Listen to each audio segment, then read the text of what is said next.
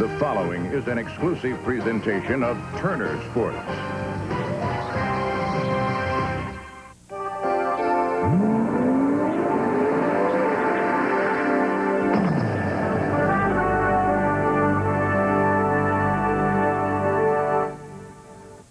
One more time for Terry Labonte, the new Winston Cup champion. NASCAR Craftsman Truck King, Ron Hornaday. The man of all seasons, Earnhardt. Five-time 1996 winner, Rusty Wallace. 10-time 96 winner, Jeff Gordon. And Daytona 500 champ, Dale Jarrett. 1996's best, ready to rack them up one more time with all the action, furor, and excitement that's their trademark.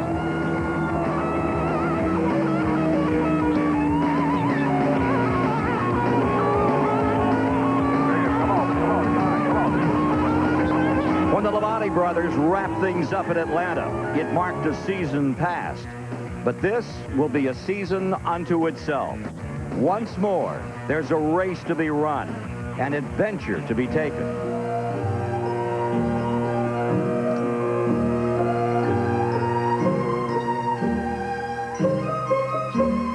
They've traveled 7,000 miles across 14 time zones to Japan. Not just America's best racers, but their cars, their equipment, and most important, their spirit. Welcome to the NASCAR Suzuka Thunder 100.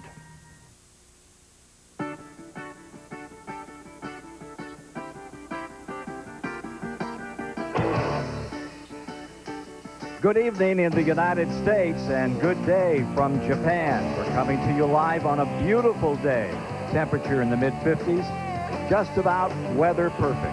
300 miles southwest of Tokyo is where we're located at one of the most prestigious racing courses in the world, Suzuka, on the Pacific Coast. For the first time, NASCAR has brought its officials, 27 cars, and its style to a foreign nation. Konnichiwa, yokoso Suzuka. Yes, welcome and a good day here from this beautiful road course, where NASCAR has brought some of the finest racers from America. 11 Winston Cup champions are here, 3 Winston West champions, 2 Grand National champions, 2 truck champions. A couple of great road racers are here. Wally Dallenbach, a former Trans Am champion, and the great Robbie Gordon, who won a couple of IndyCar races. And there are 2 national Japanese champions as well.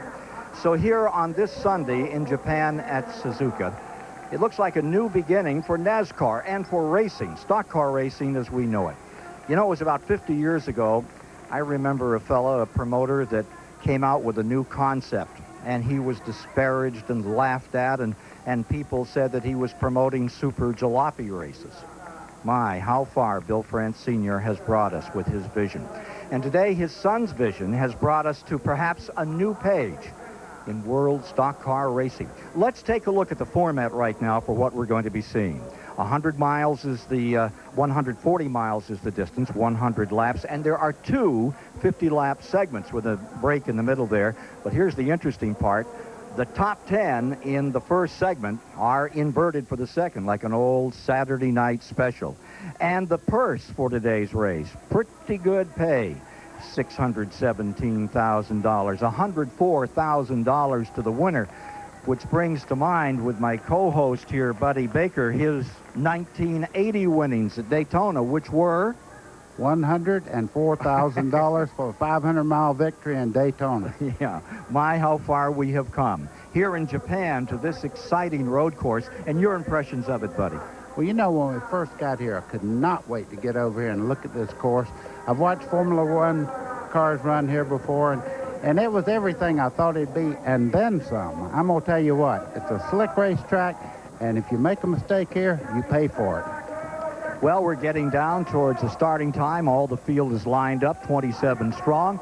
And as we get ready to go towards green for this first race in foreign waters, let's have a postcard from Japan. We'll do this a few times during our telecast to give you a glimpse in the field of where we are and what we've been doing.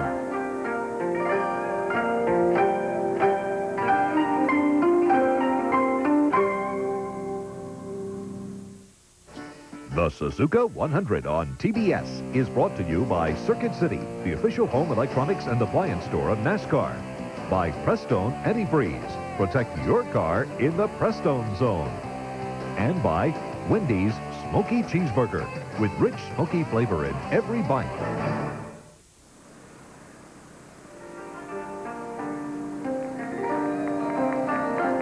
They call it Reiko, thunder and lightning here in Japan, and that's what they've been hearing. They've never heard anything like those Winston Cup cars as they prepare to run this East course.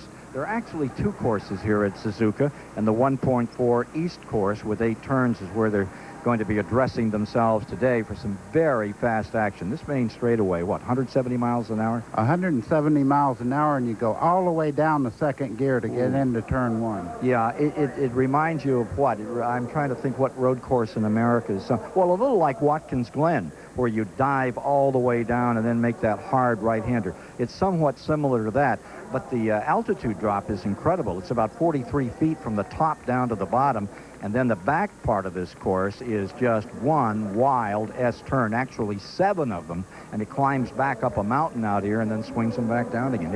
It's going to be pretty spectacular racing for everyone, and fortunately, we only had a couple of cars get bruised out here, one of which was Herschel McGriff. He took a pretty good ride. But right now, let's take a look at this course, buddy. Okay, this is the start-finishing line where you see the white marker there. 170 miles an hour, 3rd gear there, 2nd gear. Now, turn 2 is the most difficult part of the racetrack. Turn 3 is the start of the S's. As they go up through there, you hug each side of the race course, trying to stay as low as you can in the corner. This is an uphill grade in the turn 8 where you really set people up to pass them. This is a very important corner. You have to get through there to pass people down the front straightaway. So that's a bird's eye view of this course. Now let's take a look at a driver's eye view with Rusty Wallace.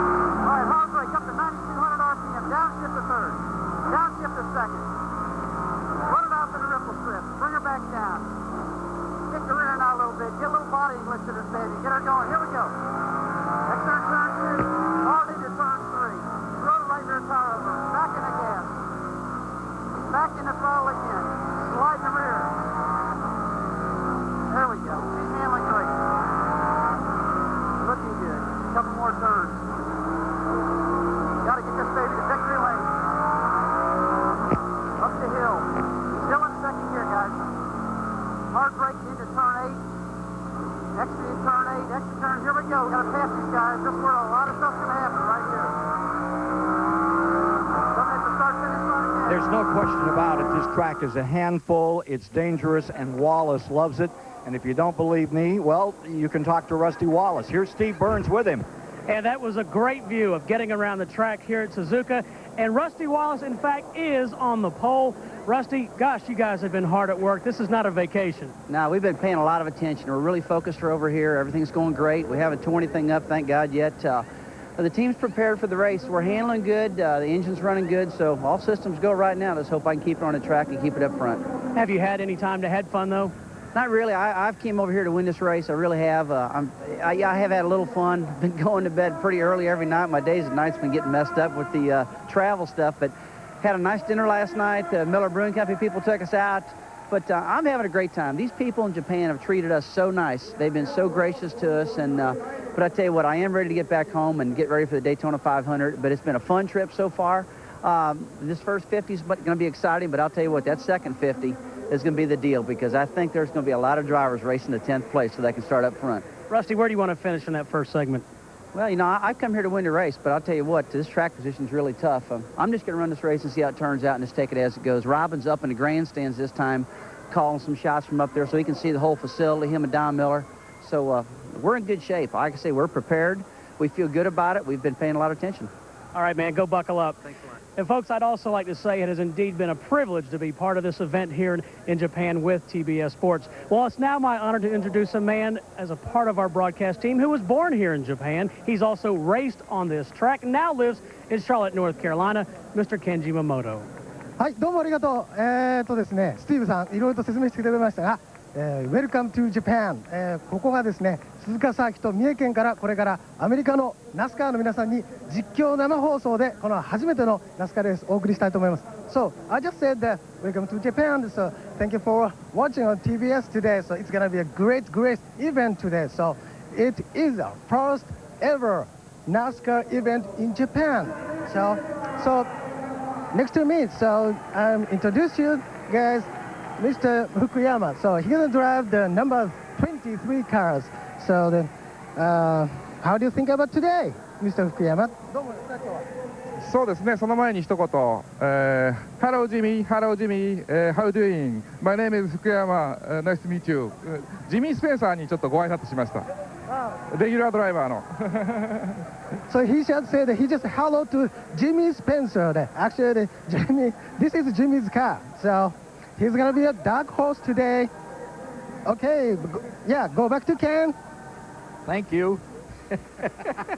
There is another Mr. Excitement for sure. He is the three-time Formula 5000 champion over here in Japan, and he'll give that. In fact, they've been quite impressed with what he's got done in the car and what he was able to tell them. It's going to be a fun race, an action-packed race, an exciting event, buddy. It is that, and the one thing that everybody's going to enjoy today, all 8 corners are very treacherous, and if you get off the course, you're in a sand trap, and believe you me, there's plenty of them. 8 of them to be exact. Well, another postcard from right here. Look live. There's the Ferris wheel here at the Suzuka course as part of the gigantic entertainment program that surrounds the track. At night, lights up like a Roman candle. Quite a place.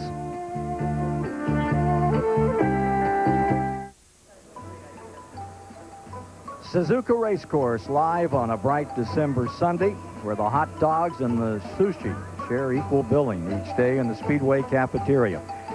Dick Berggren is ready to join us on pit road.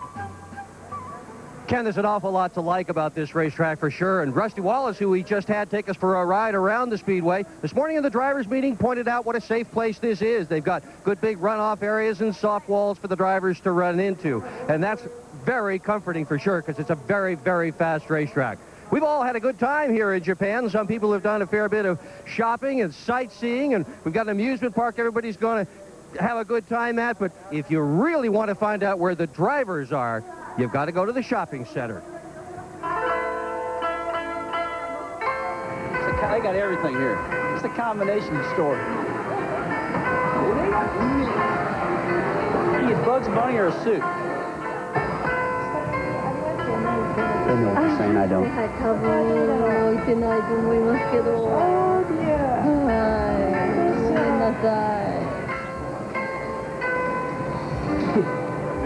can't find a pair of shoes in there. You can't find a pair anywhere. This is you right here. Huh? Elton John. Standard issue, Elton team John. shoe right here. That right there is what we need, isn't it? I don't think Roger would like. Good on the side there. You give that to Jeff Gordon. Yes. The place that we drove, but we came around the bus the other night. Hey, I know that guy. We found somebody. That's if we can find your charm. Where you want to go? A nice jewelry store. I'm trying to find my wife a charm. Oh, there you go. We went to 6 jewelry stores, can't find nothing. Yeah, well, good luck. I found you a pair of shoes. You'll see it on there. Are they about this? I'm not going to tell you. East meets west at the driver's lunch. Chopsticks? What are we eating here? Hot dogs or cold, raw fish? Wait a minute, you guys talk our language. Just stand up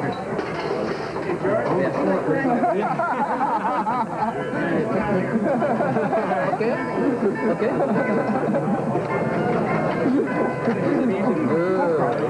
Hey, this is...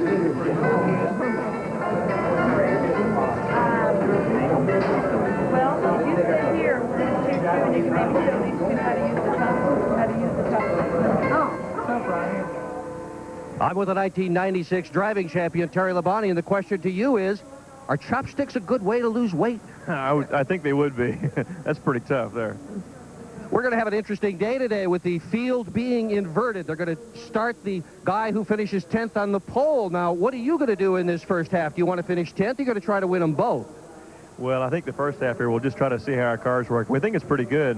See if we need to make any changes on it for that second segment. So it just depends a lot how your car's handling, I think. It's awful tough to pass here. And let's go to Ken Squire. There's been a sad note here at Suzuka. NASCAR veteran Elmo Langley died here Thursday from a heart attack.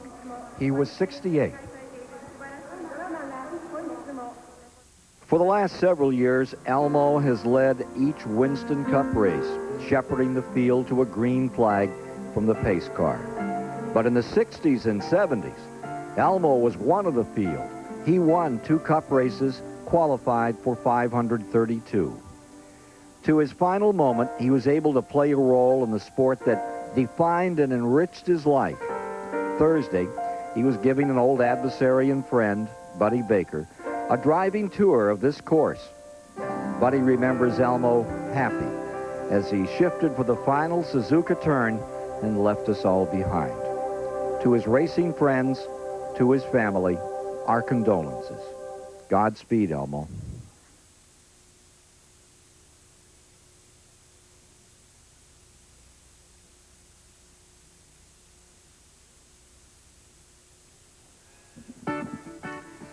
Suzuka, Japan is where the action is today. The Thunder Special 100 getting set to roll. And let's go down trackside right now to meet some of the principals. Steve Burns. 5 minutes. And Ken, Jeff Gordon, the 1995 Winston Cup champion, the runner-up this year, but I got to tell you, he's the undisputed six king here in Japan. Jeff, how about your Japan experience? It's been great. You know, it's really been an interesting, fun one, and something that I'll never forget. And, you know, I think all of us have really come together as a group over here in Japan, and it's really been a lot of fun, and look forward to coming back. But it's not over with yet. Still got this race to run and put on a great show for these Japanese people. All right, best of luck. Let's go to Kenji Momoto. Dory King, so means drive to king. This is his nickname, so he's a very famous driver here. So, Mr. Tsuchiya, Keiichi Tsuchiya. So, 今日のレースはどんな感じで持ってきたいと思ってますか？いや、もう初めてですからね、初心者ということで周りをよく見ながら、周りの状況でレースを進めていきたいと思います。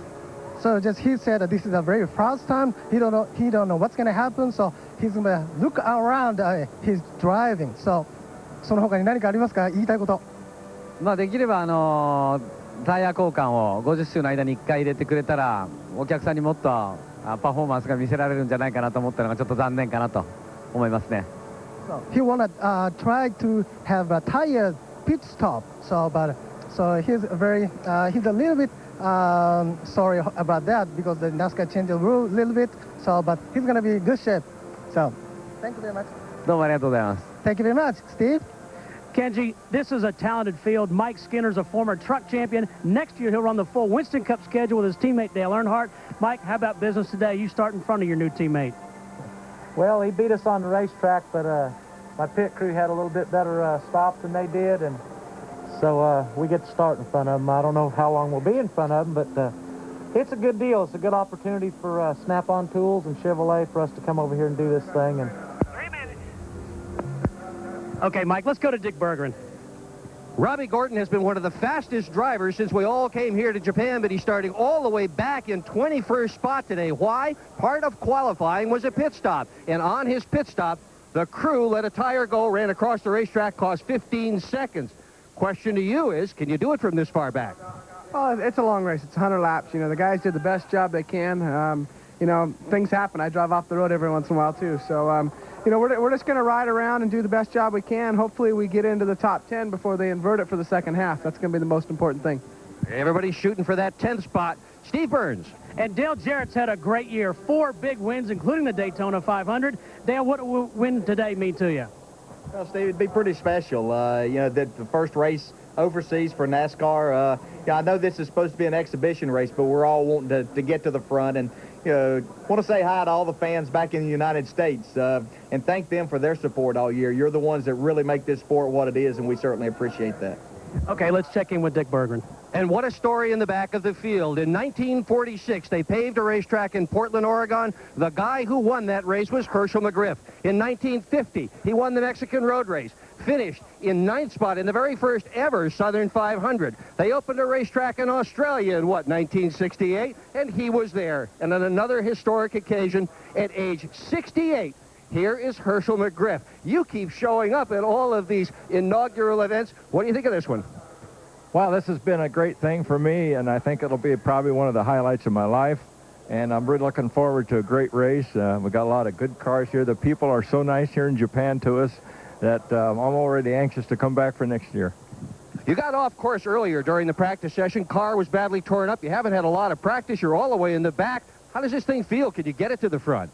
Well, I hope so. It worked pretty good. We did get out a few minutes in the practice, but I missed all day yesterday, and I really needed that because it is a new track and to get everything figured out. But I think with these 2 segments, I'll have a little time to play with the car back here and maybe make some adjustments at the halfway mark and then go from there.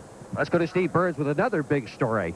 Well, there's that familiar number 3, Dale Earnhardt, known as the Man in Black. Today, he's the Man in Blue. He has new colors for the race here in Japan. Dale, I know you guys have had fun here, but now it's time to get down to business. Well, it is. A little disappointed in our miscue on the pit stop yesterday, but we had an awful good lap going, and we had a flat there on the second lap, so we was lucky to really get to where we are. And you know, it's a lot of works went into this. We've been over here 3 times, so we're looking forward to it. It's going to be an exciting race. We'll see how we can do, see how we can move up. We got some tough competitors in front of us. It's going to be tough to pass on this track. Well, this car is fast whether it's black or blue because of the man sitting in the driver's seat. Now let's go to Kenji Momoto. So Wakita, so this is his hometown. So he was born in Suzuka City. So he knows this course well. So he's going to start from the 24th position today. But どうですか今日はこの24番手からなんとか泳げできそうですか？そうですね。頑張って完走して泳ぎたいと思います。So he just said that he just want to finish this race, but そんなこと言わないともうちょっと、頑張りそうななんかまだもうちょっとまだ車に慣れてないのかな。レース中にどんなことを考えながら乗りますか？どんどんいろんな自分で試して、完走したいと思います。So I just asked, do you have any plan during the race? He said that he want to try anything he wants. So he just want to try. So he's going to be a dark frost today. So this is it. Back to Ken. The entire field a bit of a dark horse on this one, folks, as we get ready for the first 50-lap segment. Ready to turn them on and get going here this afternoon at the track at Suzuka. Japanese competitors, Japanese crowd, but an American flavor in this one as NASCAR's very best have come to Japan.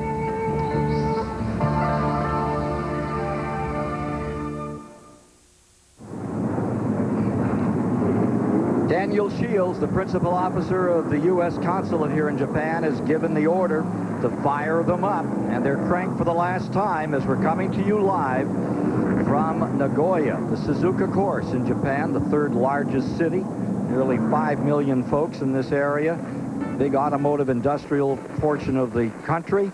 And here is your starting grid today. The 85 Winston Cup champion Rusty Wallace is on the point with Ernie Irvan alongside.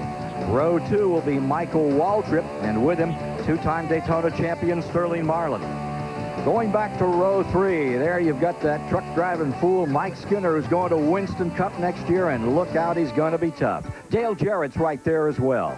In row 4, it'll be Terry Labonte, the new Winston Cup champion, and Jeff Gordon, the 95 Winston Cup champion.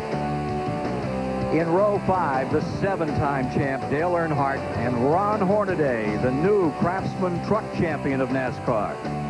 In row 6, it's Butch Gillian, Winston Westar, and Wally Dallenbach, twice Trans Am champion of the U.S.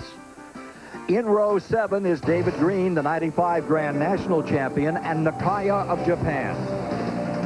In row 8, Lance Hooper, the defending Winston West champion, and Toshiya, the Grand Touring champion of Japan. In row 10, Bobby Hillen is there, and Fukuyama, 3 times the Formula 5000 champion of Japan. For row 10, you have Scott Gaylord and Joe Bean ready to compete today. In row 11, Robbie Gordon, twice a winner in IndyCar racing. And of course, from 85 to 90, just controlled everything in off-road racing. Rick Corelli's there as well from Denver, Colorado. In row 12, Larry Gunselman from the West Coast and Waukita. Row 13 is Johnny Benson, former Grand National champion and the greatest champion NASCAR has produced over so many decades, Herschel McGriff. As Dick Berggren was pointing out to you, there's the last row, Dan Obrist. He just goes back to the very beginning, that very first race at Darlington in 1950 when he finished ninth. But the real incredible part about Herschel McGriff is he won the Mexican road race in 1950. It was a 2,000-mile race, and he won by 72 seconds. We've got one car that's having a little problem out here as we get them cranked up and try to get going. The number 03 is down. Joe Bean for a moment. West Coast competitor. Now again, the race format for today is two 50-lap segments, 15-minute intermission between them. The 70-mile goes. So fuel is not going to be an issue on this. Tires, well, this is the same tire they've run at Sears Point, and it's the same tire all the way around on all four corners. Top 10 reversed at the end of the first 50 laps. Ought to make it fun because you know that Rusty Wallace is out here to crank this one up and go. And, of course, if Earnhardt has anything to say about it, he'll win both segments just because he wants to. They're trying to push Joe Bean's car off. It has come to a stop just below turn 8. And turn 8 is that final portion of the course before you swing back down into the main straightaway. Serpentine back straightaway, which you take mostly in second gear, right? All the way from turn 1 all the way to turn 8 is in second gear, and you cut the corners, and the car actually leaves the ground on the inside of the racetrack going through the S's. There you see them coming by Joe Bean's car as it climbed that hill. That's a pretty good climb, too, buddy. It is that. You can see that's even steeper than the front straightaway, and going into turn 8, you go almost straight uphill. Getting ready for a start. We're going to have to push Joe Bean away, so we'll take a quick commercial break and then be back to give you the green and the race from Suzuka.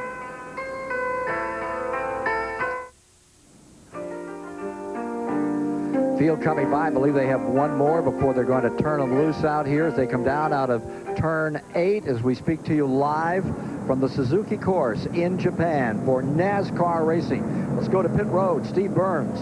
And Joe Bean has just pulled into his pit stall. Talk about a heartbreak. They have no oil pressure. They think they've lost the dry sump pelt. A heartbreak right now for Joe Bean. 7,000 miles, and it happens before it starts. That's Boy, I tell you, when that happens, that's it. Everything quits working in the motor, and it gets absolutely no oil to it, and it'll burn it up in a moment. Take a look at the in-cars, buddy. It's Terry Labonte, Kellogg's car for Rick Hendrick, starting 7th in this event. Gave us that great show at Atlanta to finish the season in Winston Cup racing. You see him zigzagging there. What they're doing is cleaning the tires off and getting some heat into them. They won't work until they get a little bit of heat. Pole sitter, stuck right up behind that pace car, Rusty Wallace, who really turned a lap. Remember, he was one of the two teams that came over here and did some testing earlier, and I guess it paid off for him. Earnhardt had trouble on his pit stop, or he might well have been up front. Take a look at the suspension. This is going to be fun to watch today. Hi, Snake. Little message back home from some of the crew on car 2. Now, this is from Fukuyama's car, the number 23 car, Travis Carter machine. They're very high on this guy. They said he really understood the balance and the weights, brake bias on this machine, and there he is himself, Mr. Fukuyama, ready to go NASCAR stock car racing. Travis Carter's high on him, I tell you. He said he knows the chassis very well. Yeah, Cecil was up on him, too.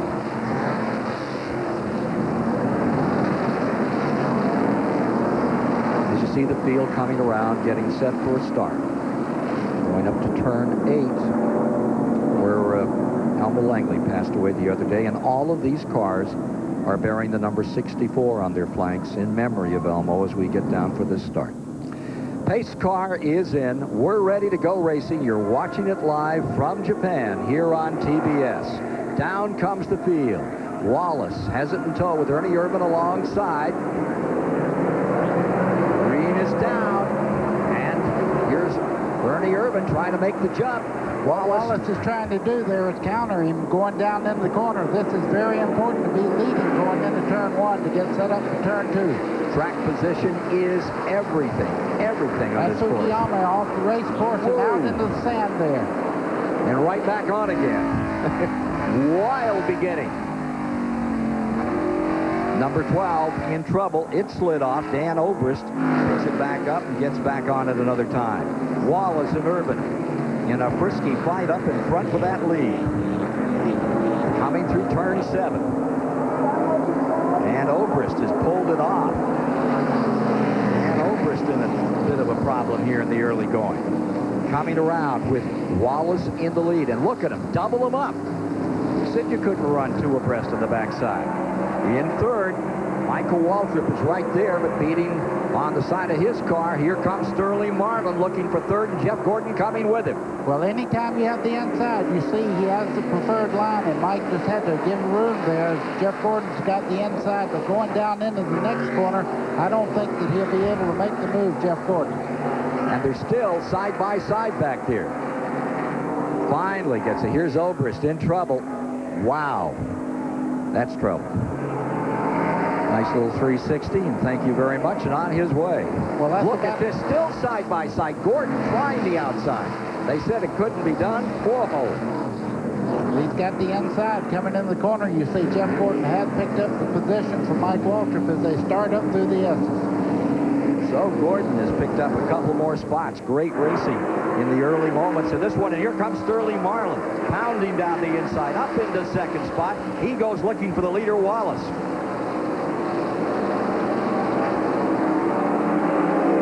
Look at this 3 wide going into turn 1. That's Ron Hornaday in the 45, and of course Dale Jarrett in the 88. Michael Waltrip beginning to fade just a little bit. Yeah, he's using that. Now he gets it down. He got stuck on the outside, but look at those front 4 close in. Exciting racing. Take a look back here as to where Earnhardt is, letting the field come through for you. Give you an idea of their position around this thing. Obrist on the back, bringing it in. I saw some smoke there. You could see a car light up the rear tires. It's a very, very off-cambered corner, the 8th corner there. And if you go in there too hard, you'll light up the right front getting into the corner. I mean, a big plume of smoke getting down in there. Back in 9th position is Earnhardt, as he has made some quick moves and tried to pull himself up with that front group. Lapping Obrist on that critical turn 1 from 170 miles per hour down to about what to make that first turn, buddy? Well, you drop all the way down in the second gear, so you go down from 170 miles an hour, probably down in the low 80s. Here's the front 4. Here you see as Gordon comes up through in the 3rd spot. Back in 5th is the 21.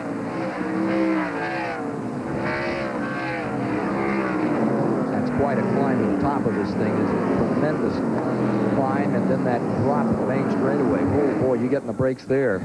He got off into the sand just a little bit, getting into that corner. 3 wide as he come down toward the front straightaway. Unbelievable. That's Dale Jarrett trying for 5th spot on the 21, and he's got it. And they're going to stack him penalized in there. Meanwhile, Wallace further back makes his run, and you see Hornaday in that number 45. Ken, that's impressive when they come down the front straightaway 3 wide. There's only room for 2 cars in that corner. You can see they really got on the brakes and sorted that out before they got there. Mike Skinner hasn't got it sorted out with his 2 teammates. Earnhardt. Obrist comes into the pits. He's out of this race. Brings it to a halt. Well, we can get a quick word on that number 12. And Dan Obrist just into the pits. I talked to his crew chief, John Irish. He said when the 12 car got into the gravel, it got maybe in between the tire and the rim. They've got a very loose tire.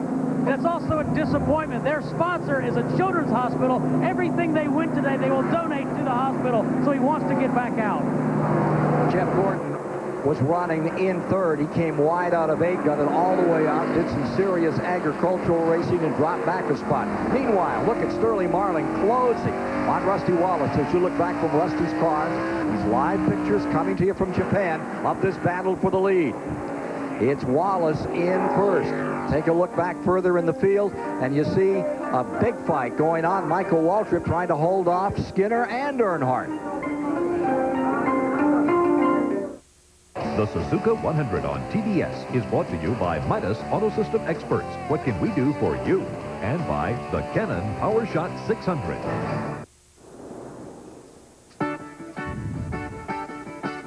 We have a full course caution at lap 6. Michael Waltrip erupting an engine. Full course yellow. He's laid down some oil, and there are the standings with Wallace, Marlin, Irvin, Jeff Gordon, Dale Jarrett now in the top 5, followed by Hornaday. You see Michael Waltrip walking away. Take a look at what happened to Michael Waltrip out here in the Wood Brothers, number 21. Just past the start-finishing line, you can see a big plume of smoke coming out of the back of the number 21 car of Michael Waltrip. That's a bad sign. That's either an oil line or he completely ruptured the engine. $75,000 bonus was the potential because he'd won the Winston Select back in May at Charlotte. Not to be for Michael Waltrip. Let's go to Dick Berggren. Well, all of Michael Waltrip's crew is just standing around watching television here in the garage. I'm with Eddie and Lenny Wood. And could you guys tell what happened to that thing? What made it blow up so demonstratively? I think we lost the transmission. I don't know. He said he got off the course, and I don't know whether he'd done something then or what. But well, when you lost the transmission, would that cost the engine, or is all that smoke just from the transmission, Len? I think that's from the transmission. We'll see when we get it back in here, but long way to come for a short time. You gonna fix it? We're gonna look at it and see what's wrong. Well, everybody's got transmissions here, Ken. They're gonna try to fix it, maybe. Len Woods, 6 laps, and the Wood Brothers and Waltrip's hope of getting himself a shot at a bonus out here today goes away. Here is the 21 being pushed in. We'll take a commercial break and be with you once again with our coverage of the Suzuka Thunder Special 100.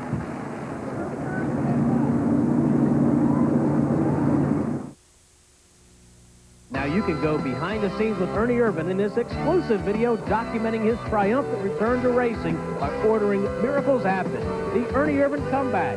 Call 800-385-3087 and get your video now. Take a look at the top 10 here at the present time. Back to Terry Labonte in 10th spot.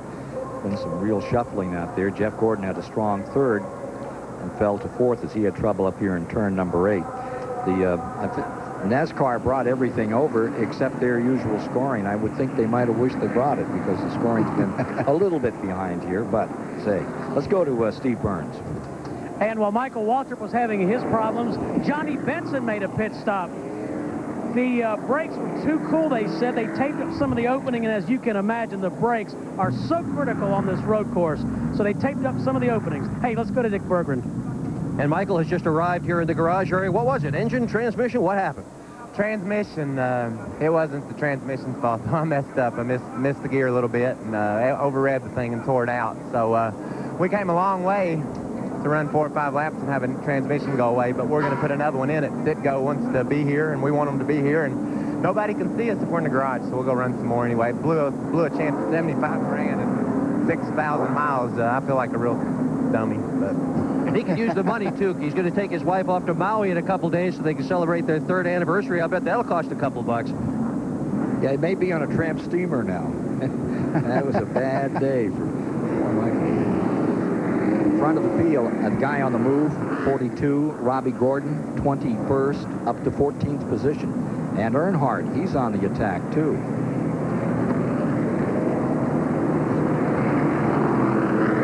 Here's number 3. Earnhardt just coming by. He's in 8th spot. Sterling Marlin's been having a time of it over here.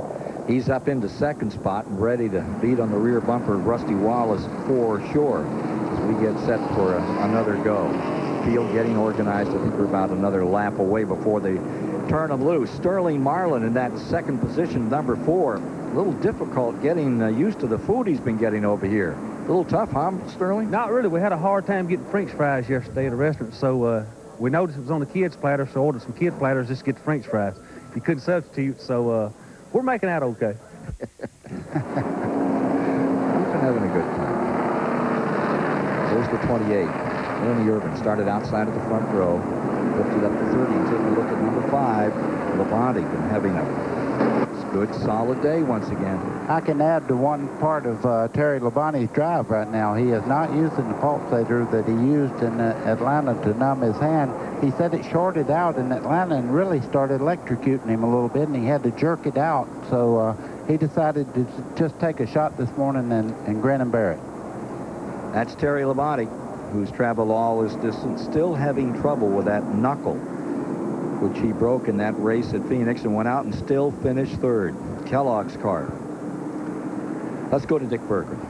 Well, Ken, if you're going to go 6,000 or 7,000 miles to race, you better have a couple of spares. But the amount of spare parts that some of these guys have brought are just absolutely mind-boggling. I'm in the 21 pit. You take a look down here. This is an entire front clip. Hubs, brakes, chassis. The entire frame of the car is here. Right beside it, a complete engine, ready to bolt in, ready to go on the race car. Behind me, this is the rear end package. On the bottom is the rear end, oil cooler, all the vents and tubes and all the rest of it. By the way, this helps get the car through customs. 1 unit, 2 units, 3 units.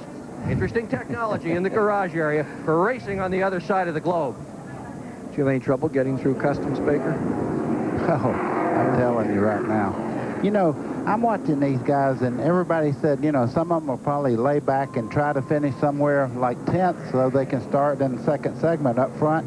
I don't see any of these guys resting. They want to win both segments. They sure do. And that's been the story here from the very first lap when you saw that big move by Ernie Irvan. He pulled up on Rusty Wallace. Sterling Marlin came firing up through the field, made a couple of quick moves to get himself a little closer to the front, started in 4th. He's now in 2nd. Jeff Gordon, he's been flying for a while forward, then it backed up on him. He had started in 8th, had come up to 3rd. Now you're riding in the pace car with Wallace.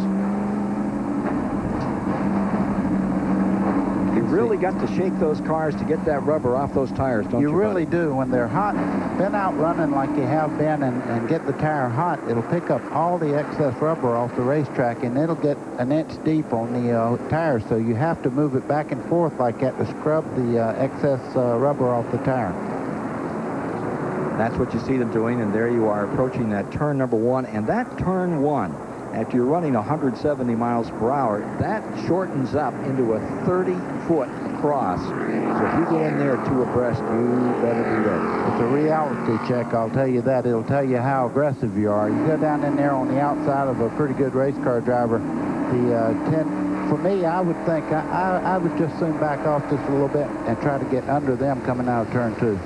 12 laps, almost 17 miles have thus far been completed. Here's Fujiyama a bit further back in the field, right up behind. And you get an overview of the course here, once again, to give you an idea of where they are racing on the east course here at Suzuka.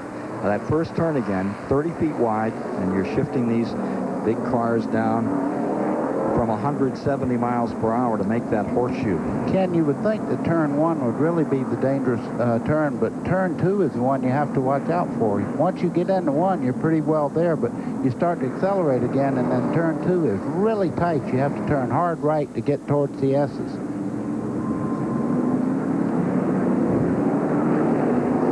Field getting ready, pace car coming in.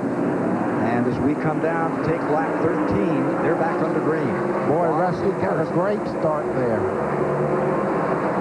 So does Butch Gillian in the 38. See that red car, second red car back?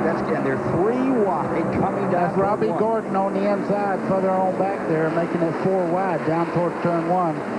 You see Jeff Gordon and all of them kind of sorting out single file there, but Robbie Gordon was 4 deep coming down the front straightaway. Wallace stays up in front, Marlin in 2nd, Gordon is falling back to 3rd, and Wallace's rear view. Ernie Irvan trailing along right in there next as they swap some positions around, but not that lead. Wallace is led from the very outset here at Suzuka. To the top of the course, now fly away all down this main straightaway. Gordon there in 3rd. Ernie Irvan maintaining 4th. Just behind him comes Dale Jarrett in 5th, followed by Ron Hornaday in the 6th position.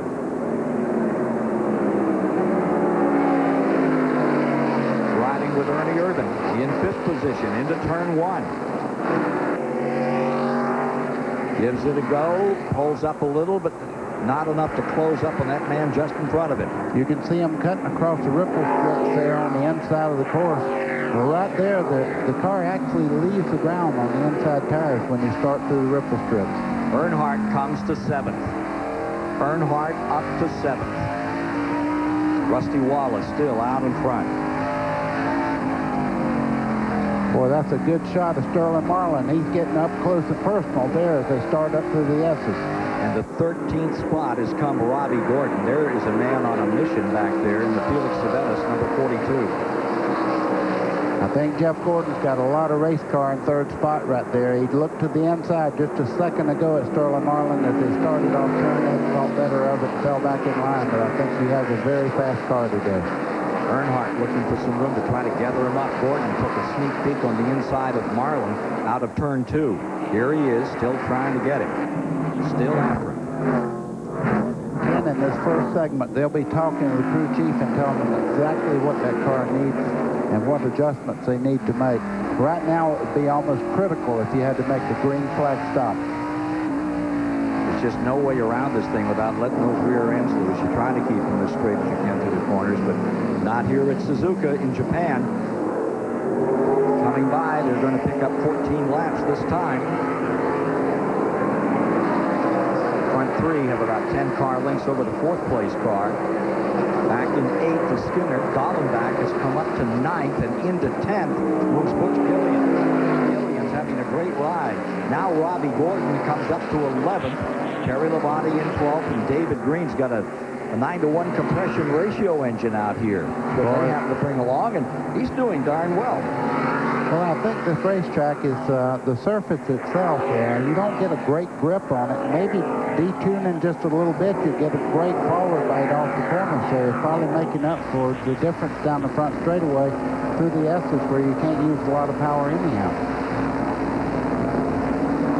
You can see they number 23, Fujiyama there. You can see he's pretty busy there. He's working that wheel pretty hard getting around this racetrack. But they are really impressed with the way this guy drove this car this week. Brake bias is all to the front on these cars when you bring them onto a track like this. It better be. If those rear wheels ever lock, you're gone. Remember, it's 50 laps in the first segment, and they're going to reverse the field.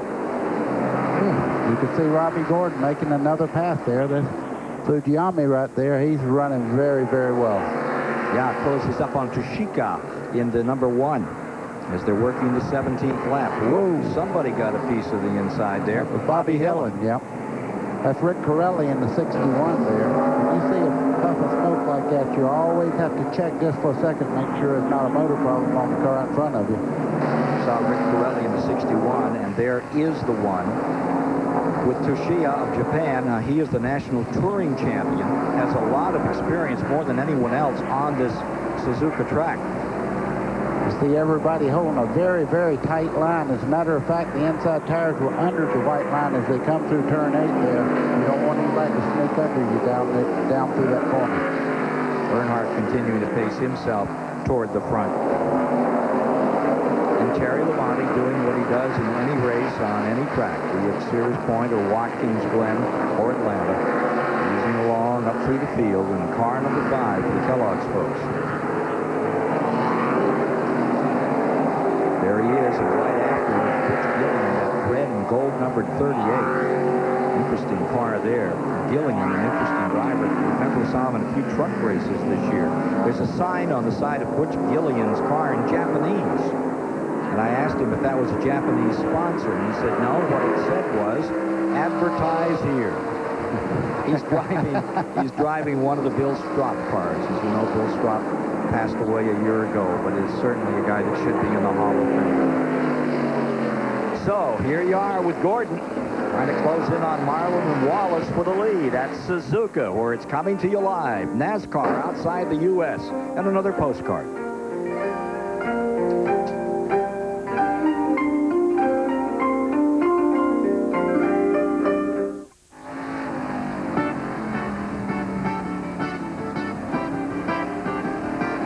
on TBS from Japan, Suzuka, NASCAR in action.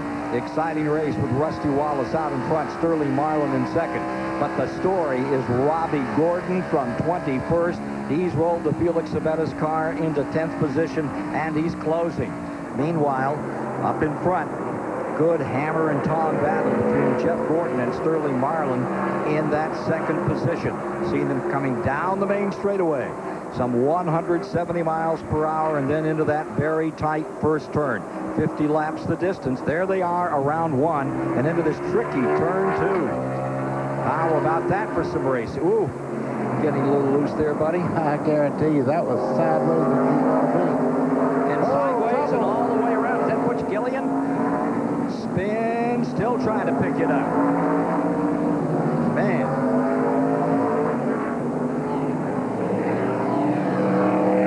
Down trackside, it's a little dusty. They say it's Scott Gaylord that's done the big looper. Indeed, that's him. As he got it around, and David Green squeaks through on the outside. Some great driving on both sides. You see a car in the sand trap there trying to get by him on the inside and one on the outside. Everybody did a great job of getting through there without making it really bad. Corner caution only, not all around the track. They're still wide open here. Wallace, Marlin, Gordon, Ernie Irvin, 1, 2, 3, 4, and then following them comes Dale Jarrett in 5th, and Earnhardt is up to 6th. The other guy that's on the move is Wally Dallenbach. Just behind Ron Hornaday in 7th is Mike Skinner and Dallenbach, and they're having a duel of their own.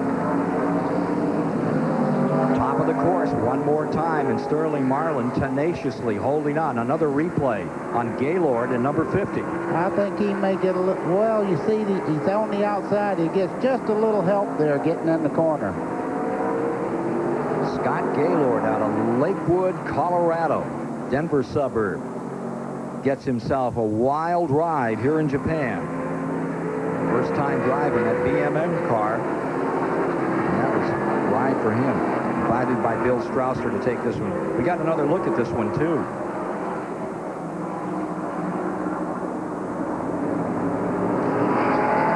Down on the inside, you saw Toshiya of Japan just barely missing the bullet. 23 of 50 now complete, towards halfway in the first 50-lap segment. That's Herschel McGriff sitting there right now with some kind of problem. This will probably bring out a full course yellow. Herschel McGriff, 68 years of age. He got off the other day in practice and bent both the front and the back of the Dana 04. And once again, there's a problem here, and he is down, but I don't see caution. Yes, yellow is just out. Second caution of the day is just being flown, and it's for the man from Bridal Veil, Oregon, Herschel McGriff. So it keeps Wallace, Marlin, Gordon up in front as we're under yellow. So let's go quickly down to Kenji on pit road. Okay, now, so three Japanese drivers are right now 13th, 14th, 15th position. So the highest Japanese driver right now, Mr. Nakaya. So he's my last name is Momota. He also Momota. So can I talk to something right now? So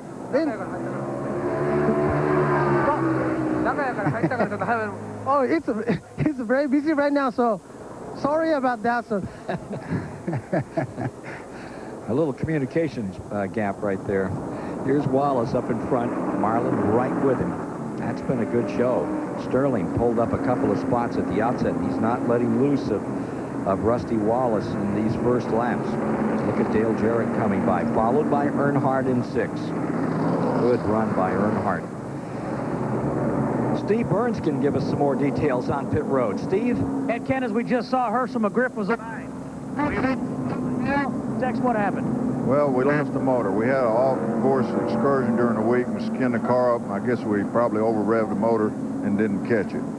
But it blew up today. What about left-hand injuries? So there's the story on the 04 as they push in the car that is being handled by Herschel McGriff. Golly, what a story. 36 Winston West victories for that gentleman, and we mean gentleman, too. Talk about the history of American stock car racing for 50 years. He's been a good part of it. Back to Suzuka and the Thunder Special 100 right after these messages. Under caution for the second time today, you're riding with Fukuyama in the Travis Carter number 23. They're in 16th position. This has been a lengthy stop, apparently an oil down out here on this 1.4-mile road course, the East Course at Suzuka. We're seeing a couple of pit stops. Bobby Hillen is coming in. Hey, this pays pretty well for the first segment, buddy. Yeah, you know, we were talking, it's $104,000 to win the whole deal, but the first segment, the first 50 laps, $35,000. That's worth going after. Yeah, and then going after it they had. You see the 37. That's Larry Gunselman from the west coast of the United States on pit road.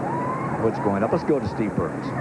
And Ken, as you know, a little while ago, Johnny Benson made a pit stop because his brakes were too cold. They changed the ductwork to the brakes. He just came in again. They put on left side tires, figuring they had nothing to lose in the first segment. Bobby Hillen's also in right now, changing right side tires. Let's check in with Dick Berggren. Well, Jeff Butcher is the crew chief for Scott Gaylord. Your car went round and round out there. What happened? Yeah, it did. It's got to do a nice job for us out there.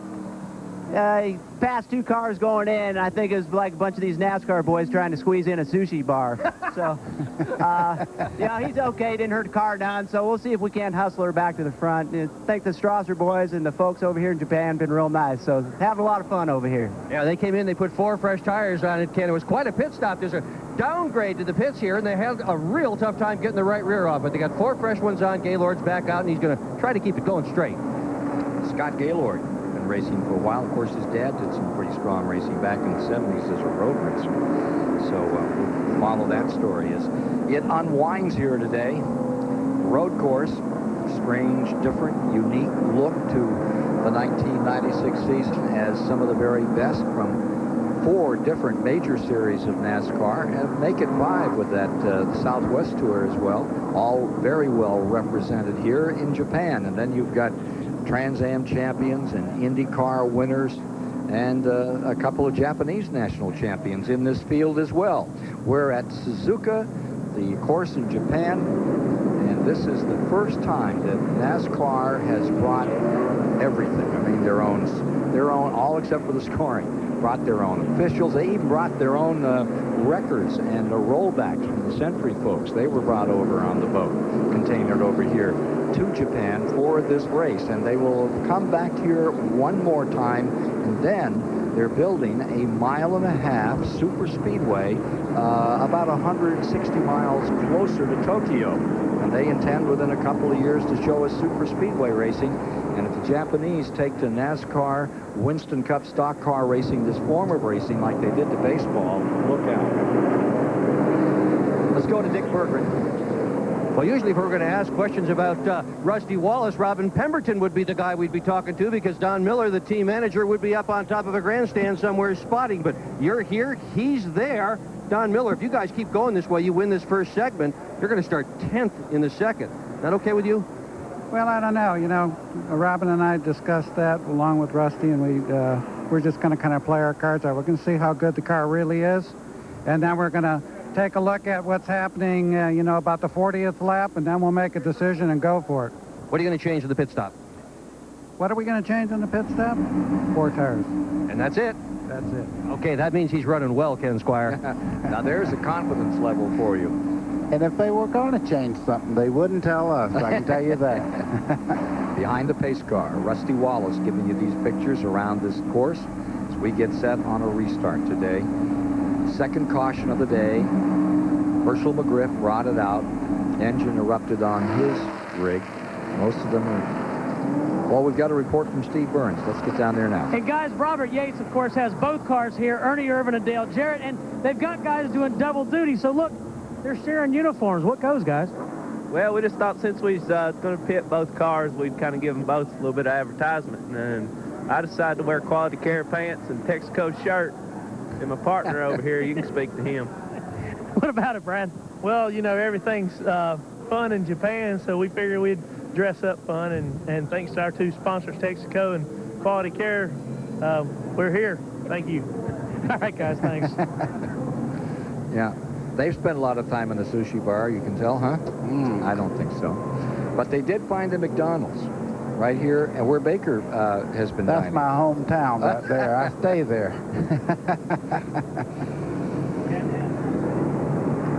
Rusty Wallace scraping off those tires again. We are at lap 28. Hey, has the time changed from the U.S. to Japan? Caused you any problems, Rusty? How you doing with all of that? Yeah, that's really been a tough one because, I mean, every single morning I've been up at 2 o'clock just sitting straight up in bed, having a little tea because there's no coffee over here, and calling back to the shop. And finally, I called back to the shop so much, they said, hey, everything's fine. Quit bugging us. So I said, okay.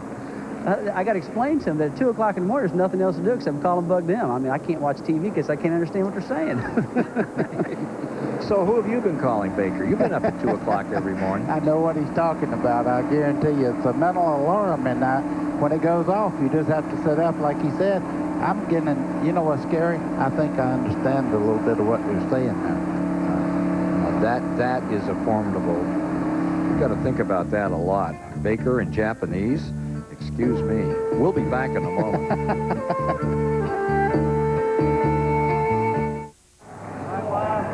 The pressure on the pit crews here in Japan is not exactly like it was in Atlanta a couple of weeks ago. All right, 30 laps complete of the first 50 here. We ought to tell everybody that each garage area has a TV camera in it with the standings, and they can watch their driver going around the racetrack. That's what everybody's looking up at when we go into the garage area there. Those monitors have been used all weekend long. Everybody's really appreciated that, and they've kept track of the practice, and every time they've been in, there they are, right there. It gives you an idea. And that's for every single car that's here. And that's why they weren't just in there dozing. They were carefully analyzing what their cars were doing on the track. Right? Exactly. They could see the problem. As the driver would come in and say, I'm loose up in turn 6, they say, we know, we can see you. Good stuff. All right, we're ready to go back under green. As they come by, they will have completed 30 and be working lap 31. See if anybody's going to try to make a move down this main straightaway. A little bit of a block there by Jared. Look at Jeff Gordon peel on the inside. Hard to see that 30-foot wide first turn. We're still too wide, a little further back. There's something funny. You could see Dale Earnhardt and his truck driver there, Ron Hornaday, as they got together getting in the middle corner there. Hornaday lost.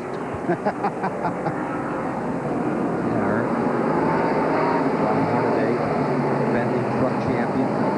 Such an impressive year for him. So Wallace stays in front. Everybody has to look up and look out for him in that lead. And Sterling Marlin sticks right there in second with Gordon in third. See Ernie Irvin's car getting a little bit tail happy as he started towards the front straightaway there. This racetrack is a great racetrack, and aggressive drivers can attack it, but the grip is a little bit off. Earnhardt looking under Dale Jarrett as they started down in the corner there. Dallenbach up in there as well. And you see Robbie Gordon continuing to on the charge, trying to bring himself up. He's in 10th spot. Ron Hornaday is driving the number 45, and he's right behind Earnhardt in the number 3. That's 6th and 7th position out there. Look how close Sterling Marlin gets now. This is the bumper cam. Look how close he gets right in the middle of the corner there. Really showed you what that bumper was for. Wow. Sterling Marlin taking the lower line out of that 8th corner. And this is where you can really pass, and this is where you just use up the brakes after just one lap. Those brakes are cherry pink. They are hot on this track. And it was the big concern in the maneuvering they did to try to keep those brakes cool on this course. A lot of homemade technology out here today. So Gordon lies third. Ernie Irvin stays fourth. Dale Jarrett right there. Look at Terry Labonte in the number 5 pulling up on Robbie Gordon. Terry Labonte back there in 5th. And Nakaya leads the Japanese contingent. He's up to 12th position. There's the suspension cam going to work, Rusty. Well, yes, Rusty's suspension cam. You can see the spring really going down there. It's moving about 3 inches, as you can see as he goes in the corner. It's really working that shock and spring up and down. Now this is down the straightaway. You can see it's got about 1.5 inches movement, but in the corners that thing is really getting a work over. Gordon getting aggressive. He wants to try and find a move on Sterling Marlin. Remember the move that Terry Labonte made to win that Grand National race at Watkins Glen? The one corner up there where you're not supposed to be able to get a pass. And he scooted through and took the lead. I think we may see some of that here today. Let's go to Dick Bergman.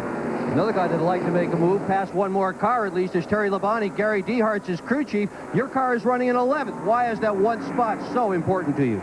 Well, if we can make it to 10th, Dick, we can go ahead and start at the 50 lap mark. That's in 17 laps. We can start inverted start, and we'll start 1. So we need to make up that one spot really bad. So that's like passing 10 cars if he gets by this one more, Ken. Race for the bubble back there. Thinking man's race. That's what he's trying. He knows that they're going to invert. Now, these guys don't care about inverting. They want to win second. But back there, the struggle is for that 10th position right now. Robbie Gordon has it, and Terry Labonte is trying to take it away. See the 28 there, the 4th car in the line, that's Ernie Irvin. He is really attacking the S's. I watched him just a little bit ago. He pulled down some 8 car lengths and one straightaway on these guys. 8th position is Wally Dallenbach. Bet he's happy where he is for the moment. Out the back of Terry Labonte, looking back at that 11th place man.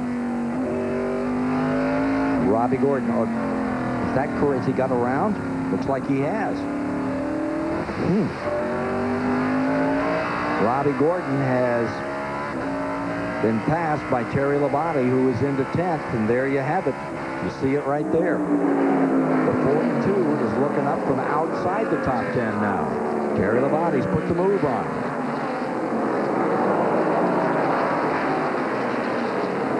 So Terry Labonte going to 10th position. Going to drop Robbie Gordon 1 spot, and then the car runs right behind them.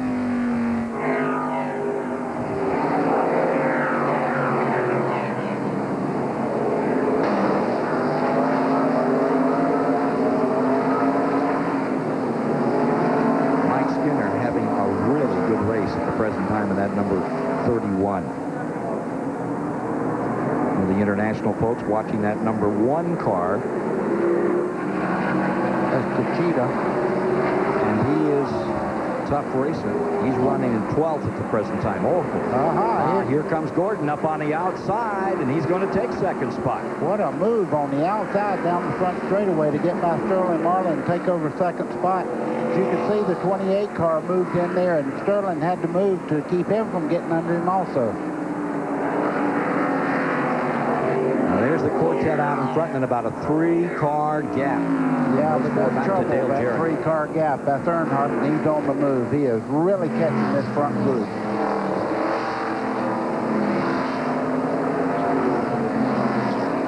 Indeed it is. Earnhardt has picked up the spot. He's around Jarrett, and he's closing in on those leaders. You can see he's running a real wide line through the corners. I think Earnhardt might be having just a little bit of chassis problems right now, but he's driving the wheels off at number 3. As you can see, he's caught the front group now. We're getting our pictures from Japanese television, and they're hanging right with you. I would imagine they've done a lot of Formula One, and they're pretty used to the idea that they stay pretty much in formation, which is a whole lot different than what we see in stock car racing, American style. Here's the new challenger for Rusty Wallace. It's now Jeff Gordon taking a crack at Wallace for the lead. And laps 37 have now been completed. 50 laps, they'll invert the front 10. You can see how aggressive Jeff Gordon is. You can see him drive right up on the back bumper of Rusty Wallace. As they come into turn 8, he's holding a little bit lower line, gets a little bit sideways coming out the corner, which gives Rusty Wallace just a little better drive off the corner. But watch Gordon in the corner, how Jeff Gordon closes in on Rusty. He's trying to make the pass. He's there. Down into turn number 1. It's Jeff Gordon scooting into the lead. Rusty Wallace falls back into that 2nd spot. And Gordon moves away by 4 car lengths at turns 3 and 4.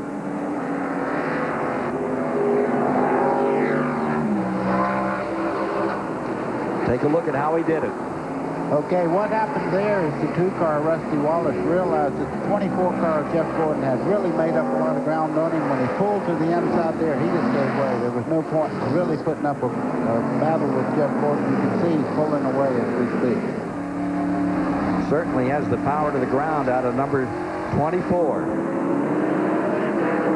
Battle for second spot here as Sterling Marlin tries to close up and take that spot. Here he comes. I really believe that Rusty Wallace is going to go back to that 10th spot so he can start on the front. You think so? You think he's letting them pass? They said they were going to make a choice as to what they were going to do late in the run here. So you can see him. He's dropping back and letting them go by. Back to fourth position is Wallace. That would put him out into the 6th spot on a restart, and here comes Earnhardt after him. Earnhardt will go for every position he can get in every race. I guarantee you he won't pull over and go anywhere, but if he pulls over, he's going to be going forward.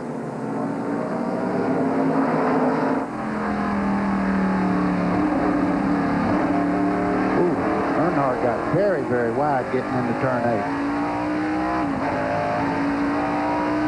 Well, he may be backing up. On the other hand, do you think that he lets he's running out? Go by on the inside?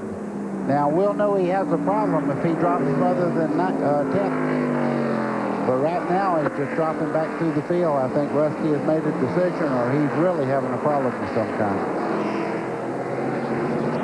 Dale Jarrett pulls up to take a shot at him. Moving the field around, you now have Gordon in front, Marlin in second, Ernie Irvin in third. Earnhardt has picked up a spot to 4th. And you got Wallace in 5th, and here comes Jarrett in 6th. Wally Dallenbach says 7th. Skinner is now 8th. Terry Labonte to 9th, and Gordon to 10th. See Jarrett looking to the outside. Look what a tremendous lead, though, Jeff Gordon has built over Sterling Marlin. Steve Burns has an update. Maybe he can tell us what's going on with that 2-car. Ken, we're here in Rusty Wallace's garage, and I walked over to team co-owner Don Miller. I said, "Are you guys having a problem?" He said, "We're a little loose." A nice wink, huh? Trying to loosen up the pole for the second 50. All right, Kenji Momoto, do you have a report for us? Yes, I was with Mr. Suzuki. He's the crew chief of the Mr. Tsuchiya. So actually, he crashed last Monday. So he's a Superman. He rebuilt everything. So 現在車は全然大丈夫ですか？クラッシュの影響何も出てませんか？出ないです。大丈夫です。土屋さん何か言ってますか？いや、楽しいって言ってます。Okay, so he just said everything is fine. Mr. Tsuchiya said on the phone, I'm enjoying. Okay, his dream is to go to NASCAR Racing Tsuchiya, and he really did have a crash back on Monday. He took the entire front clip off that car number 1. He did. But Tsuchiya's in 12th position, buddy. He did, and Robert Yates' team rebuilt that car for him. It's a Richard Petty look-alike, the paint job and all. It even has the stickers on it, just like Richard Petty's car. But I will tell you this, Robert Yates, if they not got in there and worked on the car, he wouldn't have been in the show today. There's the McClure, number 4. And the McClure brothers came here to watch this car run.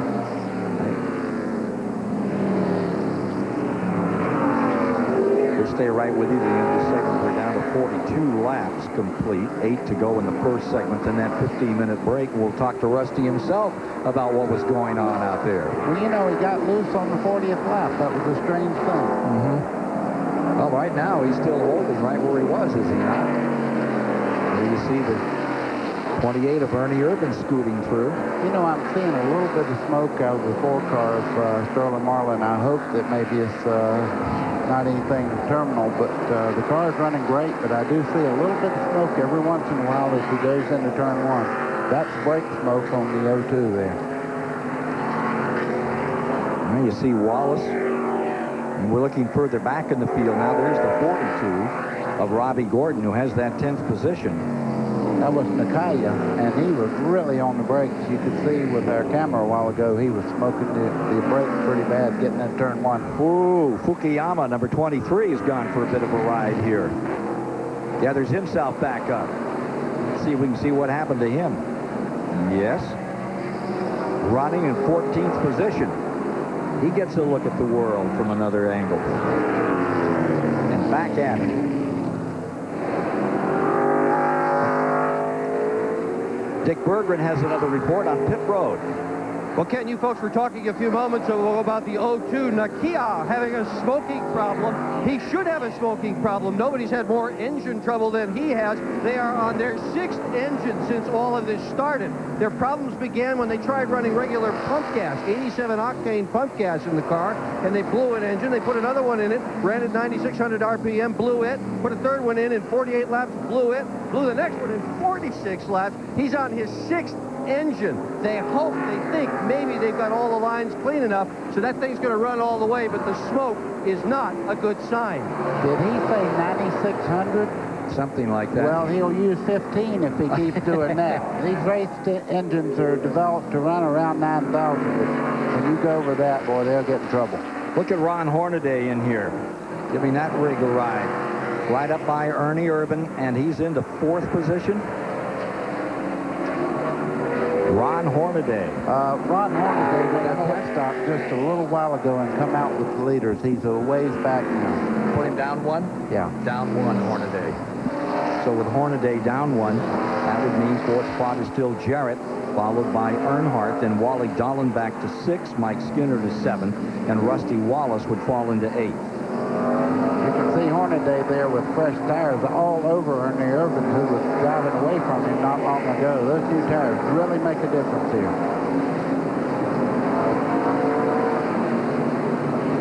Hornaday ready to try and make a move right here. He'll try to really run deep here, but he's not going to get by the 28 car. Ernie Irvin is extremely fast down the front straightaway. There's a $35,000 bonus for winning the first segment.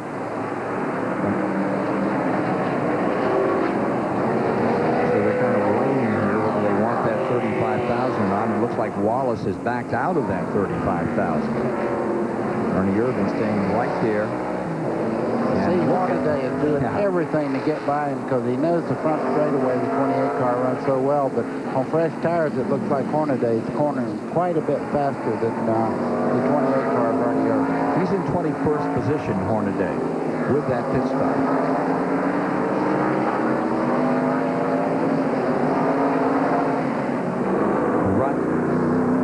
The 21 coming back out. Remember, it ran the first 4 or 5 laps. Yanked out a transmission, and they're back on the course another time.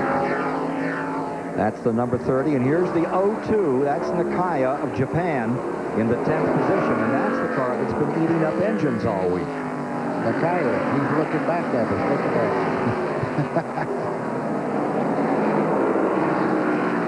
Tell you, there's a pretty good strike right there for Robbie Gordon. He needs to get by him.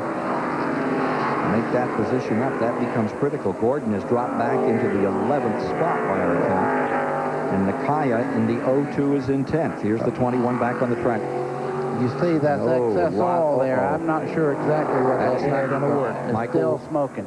Michael Waltrip in the 21 having some real problems out here. I was kind of concerned when I watched all the oil coming out of the car down the front straightaway there that it might be just a little more than transmission. Nakaya in the 02, shown in 10th spot. Robbie Gordon just behind him in the 42 at follow. Here he comes. Nakaya slowing down in the main straightaway, and that's right where he popped an engine yesterday. It was right there that he had one erupt, and it looks like it's happened to him again. Nakaya, who is up in the top 10, slowing down and coming in. Ernie Irvin is spun. He's coming back out, buddy. Yeah, he's getting back up to speed, but you can see all the dust back here. That's where Ernie Irvin got around sideways. Down to the last 2 laps in Nakaya. In the 02, his rig has come to a halt. As of yet, no sign of a full course caution. Down to the end of the first segment with Jeff Gordon still leading. Sterling Marlin in second.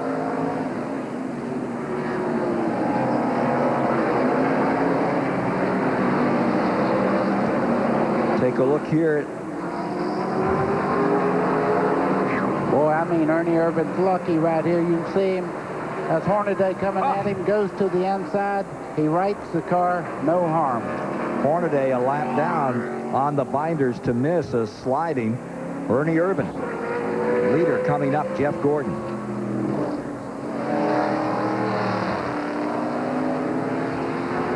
Last lap of the first segment being unwound right now for Jeff Gordon. Sterling Marlin staying second.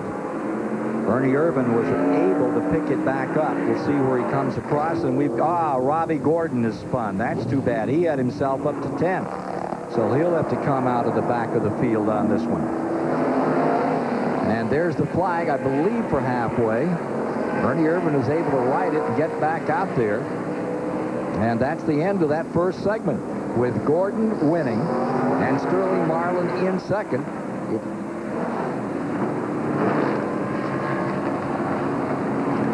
Looks to us like Ernie Irvin is able to get back out there, buddy, and come across in third. Dale Jarrett had to lift for him. He finishes fourth. Earnhardt fifth. And Wally Dallenbach right here in number 50, the 15 Hayes car, comes up in the sixth position. Whoa! Look at Robbie Gordon get into those soft tires there. That's quite a bit of damage to the rear of that car. You could see it just kind of buckle as he hit the inside wall. He better be glad those tires were there and that wasn't concrete. That's what Dick Berggren was talking about earlier, those soft walls and what a difference they would make. Well, the Hayes car for Bud Moore had a good ride. Kenny's doing that with a broken rib also. He was injured in Atlanta, and he's driving that car. All the turns are to the right, and he has a broken left side rib, so it's got to be painful. We'll come back to review the first segment, give you the standings here shortly as they're bringing the field around, and they'll come in for that 15-minute halt. That'll give us a chance to talk to some of these guys about their strategy out here on the Suzuka course. First time we have seen NASCAR-style racing outside the United States in full flavor.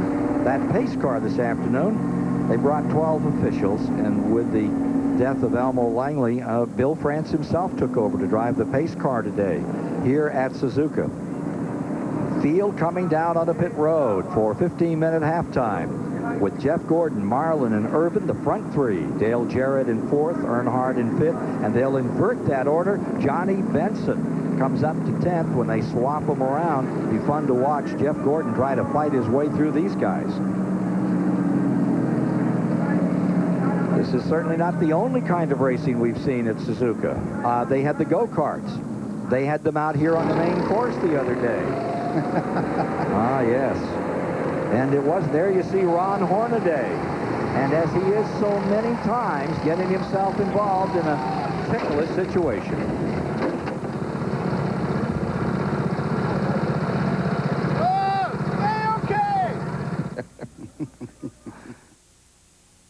Promotional fees and consideration have been paid by the Miller Brewing Company.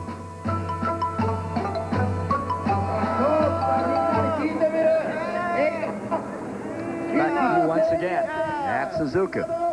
Picking up some of the cars around the course after the first 50 laps have been run. 50 more go to go in this 140-mile race, and we'll give you a whole rundown right now. There's the top 10 that will be inverted, which will put Johnny Benson and Terry Labonte up in row 1, and row 2 will be Rusty Wallace and Mike Skinner. Row 3 will be Dallenbach and Earnhardt. Row 4 will be Jarrett and Irvin, and row 5, Sterling Marlin and Jeff Gordon on the restart. Now taking a look back to 11 through 20, just outside that group, Scott Gaylord came up with a good run, buddy. He did. You know, he had a problem and got turned around right at the first part, but ended up 11th. Good run for him. Showing Robbie Gordon finishing in 16th spot after he slammed into the barrier just at the end, trying to stay up there in that top 10. And take a look at the remainder of the field here.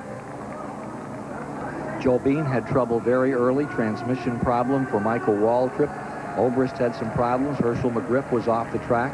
Took that car in with a blown engine. So there you see the lineup after the first 50 laps have been completed here in the Suzuka Thunder Special 100. Steve Burns. And Robin Pemberton and the crew working on Rusty Wallace's car. Rusty led most of the first part of this 50-lap first half. Rusty, Yeah, you started backing up there a little bit. How are you? I'm okay right now. It's just I started losing the front brakes. When I started losing, I said, man, there's no use pushing. I'm going to get in the pits and see what they can do with it. They worked on the right front corner trying to get, it looks like the brake ducts are clogged up with rubber. And so I think we'll be okay right now, but I wasn't going to run it. The brake pedal's starting to surge a little bit on. It was better just to let her breathe it and try to get this thing to the end. Well, then maybe Don Miller wasn't winking after all. Let's go to Dick Berggren. Here's a switch for you. Look at all these media guys. They're not around the guy that just won the first leg. They're all around Josiah. I am all alone here with Jeff Gordon. I'm the only journalist here. What a switch. You had a good run in the first half, Jeff. How about the second? Well, it's going to be a little bit tougher to come up through there. I think some of those guys that couldn't work their way up there just, knew that we were going to be inverting this top 10 and, decide that the second segment's the most important one. But, hey, we're here to put on a show, and if my car's capable of going to the front, then we're going to do that. And that's what we did the first segment. I want to say hi to Ray and Rick and all those guys at home. They're missing out on all this fun, and we're going to try to win our first road course race here. Yeah, his regular crew chief, Ray Evernham, is not here. Brian Whitesell is his crew chief. This is the first time in Jeff Gordon's entire Winston Cup career he has not had Ray Evernham on his side. All right, let's go to Steve Burns. And Sterling Marlin sitting in the car talking to his crew now. Sterling will be the first to admit that he's not the world's greatest road course racer, but you were up front all day. Well, we'll just come over here, and the guys worked real hard and come off truck pretty fast. And, I like this course. Pretty fun. So we're having a good time. I tell you, the Japanese people have been great, and great bunch of spectators, and we love it over here. All right, Sterling, thanks a lot. That truck he came off was a cargo container that hauled that thing several thousand miles here to Suzuka, just 300 miles southwest of Tokyo, Japan, where the stock car action is today.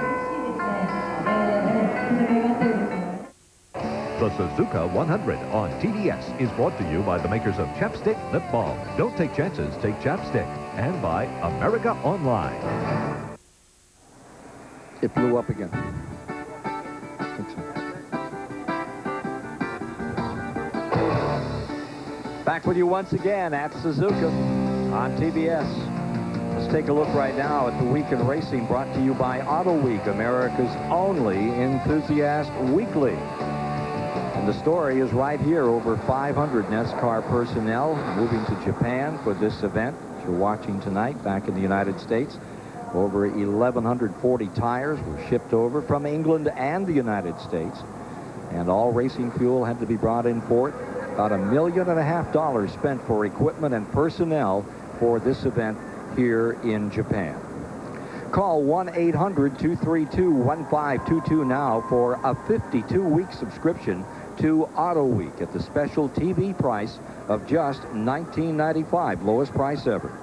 Every week, Auto Week is first with all the inside news of racing, personalities, driving impressions, everything. So call now for Auto Week at 1-800-232-1522. Don't delay. The offer is limited. So, the guy that's now on the poles with Dick Berggren. Johnny Benson finished 10th. That means he's going to start out first. He's ready to put the car in gear and fired it up. John, a lot of work to the front end of the car. What happened? Well, I guess Robbie Gordon wanted to...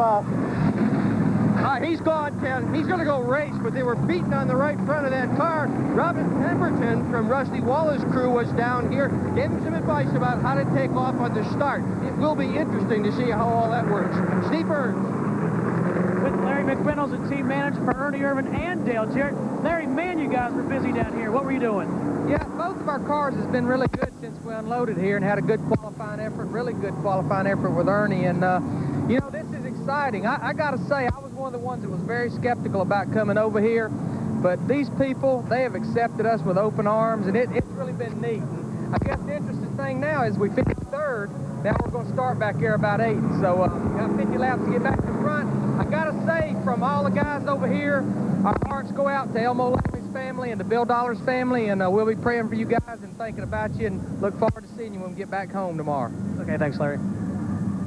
Bill Dollar, one of the personalities of racing over the past years, with a very popular radio program from coast to coast, killed in an auto accident in Charlotte, North Carolina this past week. And as we mentioned earlier, Elmo Langley lost his life, a heart attack here at this track, and there have been numerous phone calls. If one would care to make a donation, it's the Winston Wives Auxiliary. in which it should be made, in the memory of Alma Langman. Well, here we are getting the field lined up and ready for another go. Take a look at the Prestone race summary. Two different leaders thus far, Wallace and Gordon. Cautions, only 3 to date, Rusty. Your name is Buddy. It is that, Yeah, Ken, yeah. and I'll tell you something. I was looking at Rusty Wallace just a second ago, and I think he actually spun out before he got any heat in the tires and got a chance to shake some of the debris off. He turned the car around going out of the pits into turn 1. Great. Well, it could have been. Hopefully not. I hope that maybe it was just a tire problem, not having any heat in the tires, but he definitely turned it around going out of the pits down in turn 1. See if we can get a report down there as to what did happen to him as they get ready on this restart, and find out if there is a brake problem on Rusty Wallace's Ford Thunderbird as we get ready to go in the second segment. And there you see them trying to get those tires clean. As Buddy pointed out, this surface doesn't work for these drivers at all, does it, Buddy? Well, until you get some heat in the tires and get all that excess rubber off of it, it's extremely slick, and that's what they're doing right now. They're going back and forth, and if you could see this, it looks like spaghetti coming off the tires, the excess rubber that you pick up. It just boils off the tires that you go back and forth like that cleaning them.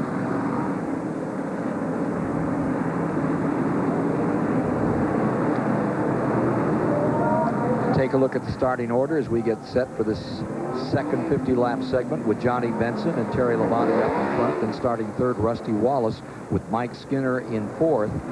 And right behind them, fifth and sixth, would be Wally Dallenbach and Dale Earnhardt. Going further back in the field, the seventh and eighth spots are Jarrett and Irvin. And then you've got Sterling Marlin and Jeff Gordon for row 5. That's the completion of the inversion of the top 10. Row 6 is Scott Gaylord. And Toshia, that number 1 car, is up there to 12th position. Further back in the field, you've got David Green and Fukuyama in the number 23. Rick Corelli out of Denver and Robbie Gordon in the 42. 16th, Bobby Hillen, Butch Gillian, fine drive. Let's get down to Dick Berggren quickly. Ken, that number 42 of Robbie Gordon's is pretty badly beaten up. They tried to straighten it out a little bit as best they could. The left rear quarter is still bent. Tried to align the front end. It's only about half right by the looks of it. Gordon is going to have his hands full. Nakia, the guy in that 02 car that's blowing all the motors, he's back out running again. But they had to push start the car in 4th gear. He apparently has a transmission problem. So it was a transmission this time. Well, if it's hung in 4th gear, he's going to labor going up through the S's because everybody else is going up through there in 2nd gear. Pace car is in second 50. What do you think, buddy? This one coming up? Well, now we're going to find out who has the muscle, who was telling the truth about the cars, because it's down to this for $104,000 that they take on. Johnny Benson getting a very nice start. Terry Labonte comes up to speed. They stack them 4 wide back in the center of the pack. And coming to the critical turn 1. Who are you going to give it to? A little bit straight into that corner, you know. He may have had a little brake problem getting down in there. Now he tries to make a move on the inside there on Johnny Benson. Benson not going ground, fighting it through. Got one loose in the back of the pack. Picking it back up is Larry Gunselman. And he's underway, but he had a slow start. Got himself out in the dirt. Meanwhile, Terry Labonte is in front with the number 5. As the field springs out and moves up through turns 6 and 7, headed for turn 8.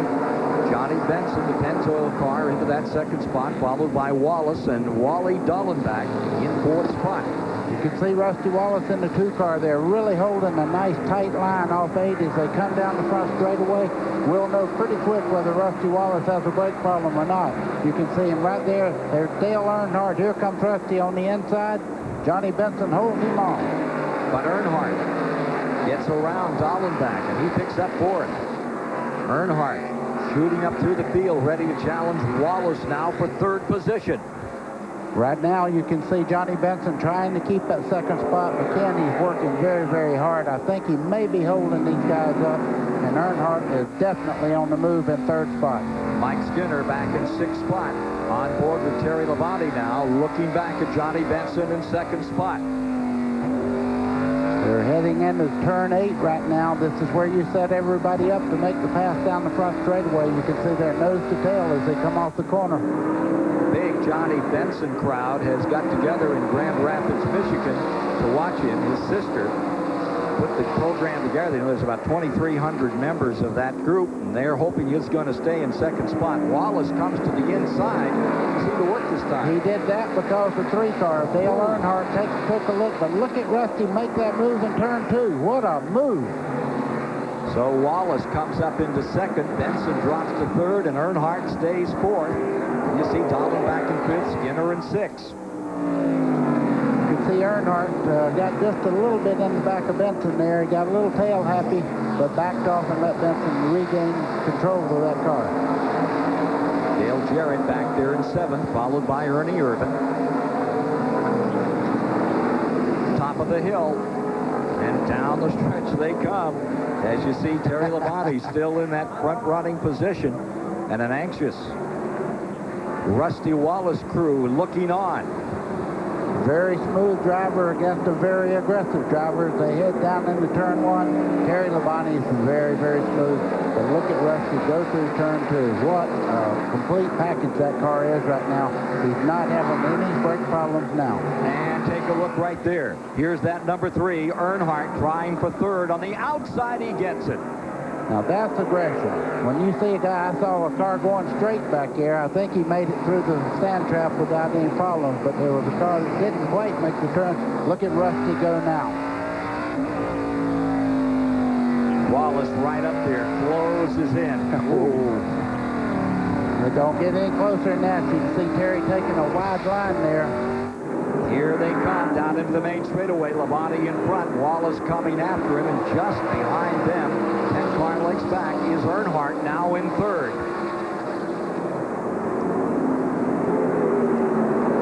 Turn 1. Labonte holds Wallace off this time. Now Wallace tries again on the inside, and he's there. Wallace down the inside, jamming on the brakes just at the critical moment, and able to slam through on the bottom. He found that in practice. He told me about passing in turn 2 on the bottom side. You can see he just drove it in deep, right up under Terry Labonte. Terry had nothing to do but give way. There's his crew looking on as he's taken the command position in this Suzuka event as Don Miller watches here, looking a little relieved. Second spot is now Labonte.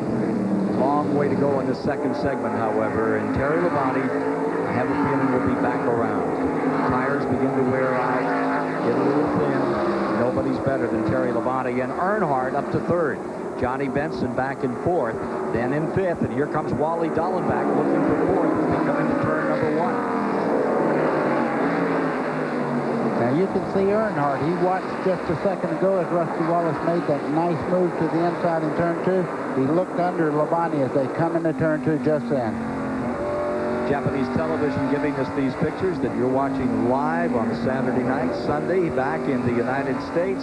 With Buddy Baker, I'm Ken Squire, topside here at NASCAR's first venture outside the boundaries of the contiguous states.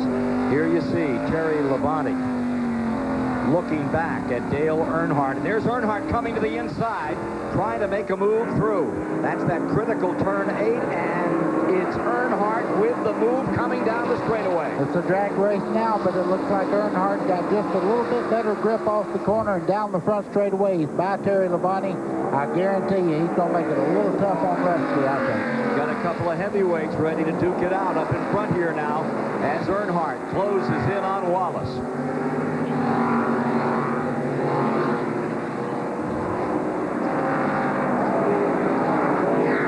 Wally Dallenbach finds himself fourth, and now all of a sudden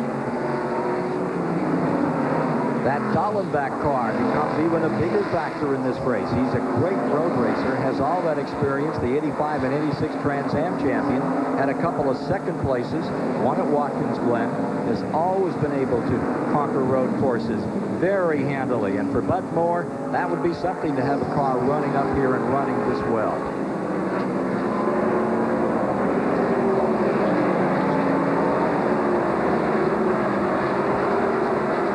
Take a look. Here's Johnny Benson, who's moved back another spot. Is that? Yes, indeed. Skinner just in front of him.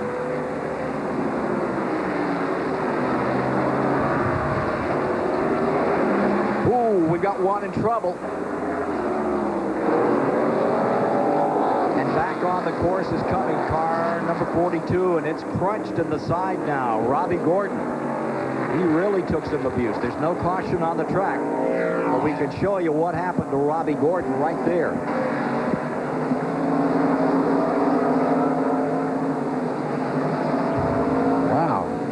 Well, he's tested all the safety apparatus here at this track. He just tested that sand trap out at 140 miles an hour. I'll tell you one thing, it didn't look like the brakes were ever touched on the car.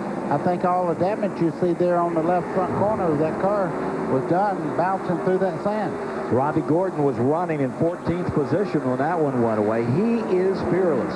And with his plan to be in Winston Cup racing next year, he's going to add a lot of excitement to the 1997 series.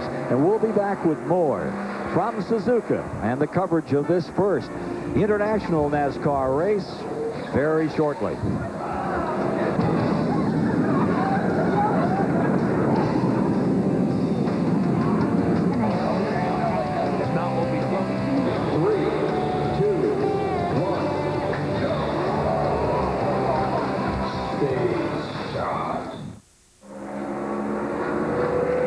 With 60 laps complete, 84 miles there in the front 10, there is one new change. Ernie Irvin has just scooted around Johnny Benson, taken over 7th position. Johnny Benson falling to 8th, and Jeff Gordon is ready to challenge him. And David Green, the number 95, has just got off the course, and he's back on another time. Buddy, take a look at this one. Wow, he just did exactly the same thing that Robbie Gordon did. He went in the corner, got offline, maybe got the tires out in the loose stuff there on the outside of the turn. Lucky to get back on the racetrack without stalling it out in the sand trap. So Owensboro, Kentucky's David Green still with the program out here. Let's go to Steve Burns. With Jimmy Means, who is Wally Dallenbach's crew chief, and also a man who's driven hundreds of NASCAR races. Jimmy, Wally's a heck of a road course racer, but can he catch Rusty? Well, he's having to drive the car awful hard. We're a little lack on gear or motor or whatever. Getting off that last corner, they're getting us on the straightaway. He's really having to overdrive it. So if the car doesn't give up on him, he's going to give it all he's got. And that's exactly what he's doing right now. Dallenbach in 4th position, trying to close on Wallace, Earnhardt, and Jerry Labonte, the front 3. Here you see Wallace and Earnhardt. And Earnhardt has picked up a couple of car links on Wallace in the last lap or 2. Well, that'll go back and forth. What they do is really run hard, and then they start abusing the tires, and you have to back up just a little bit, give them a little chance. But I tell you who's not backing up any at all. You can see Terry Labonte there in the yellow car coming down the front straightaway. Just behind him, Wally Dallenbach is driving the wheels off that car. A lot of the drivers said that they somehow didn't get the gears right. They just didn't bring the right combination for that second gear back straightaway. But Dallenbach at the present time continues to put the pressure on, and whether he's short on motor or short on gear, he is such a good driver that he's making up for it and staying right here in the front 4. The big story, Jeff Gordon further back has now moved into 8th. He has gone around Benson. Remember, he won the first 50 laps, and he just came here and wanted to go racing. So he's having to fight his way from 10th place after they inverted the front 10 at the end of the first 50 lap segment.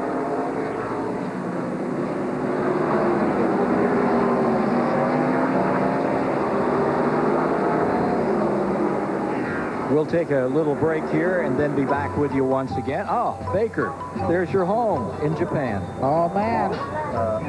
2 big ones.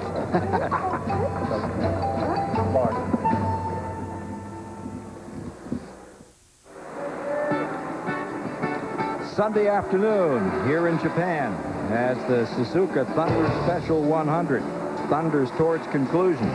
Pretty good crowd out today. Hope you're enjoying it on TBS back on Saturday night. In the United States, Rusty Wallace is leading after 66 of 100 laps with Earnhardt, Labonte, Dallenbach, the front 4. Jeff Gordon is on the move after they inverted the top 10. He was the winner of the first 50 laps. He's brought himself back to 8th spot. There you see one of the Japanese favorite, the national touring champion. And the number 1, Toshika, he's back on track.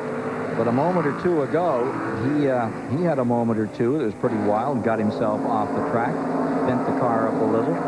Dick Berggren is standing by. Tell us more about it. Well, we're with David Smith, and today is his last day to be crew chief for Dale Earnhardt. He's going to move over to Mike Skinner next year. Question to you is, you guys are running second to Rusty Wallace. You strong enough to take him, and if so, where? The car's really good. You know, we're just trying to manage the tires right now, try to keep them under him. You know, he's not saying anything, so I think he's in good shape. Yeah, if Earnhardt's quiet, look out. Quietly sitting in second spot. Fukuyama in the 23 coming by here. That's in 12th spot. And Fushia right behind him is in 13th position. Then Rick Corelli in the number 61 is in 14th. There's Fukuyama. And he is in, as we say, 12th spot. And he is running on the lead lap. The 15 car is running on the lead lap at the present time here at Suzuka in Japan.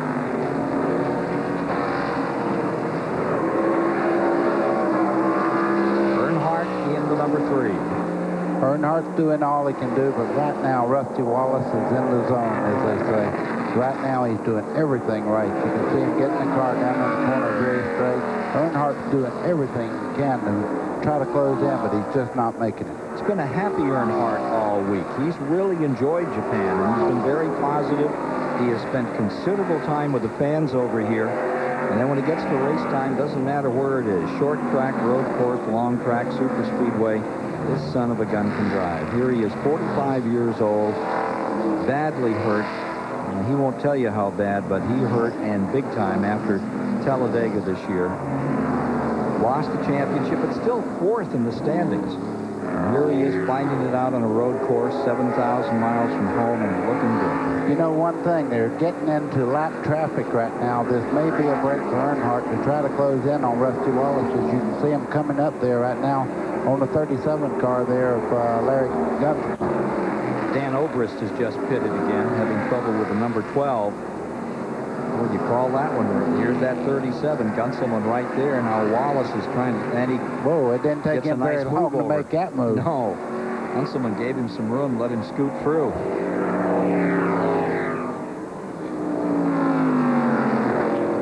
Gordon having to fight his way in. He's still back there in 8th, folks. If you were wondering about Gordon, who won the first 50. Boy, Earnhardt, he turned that thing right down in that corner. Gunselman gave him a little bit of room, but I thought they were going to make contact as they were going through the S's.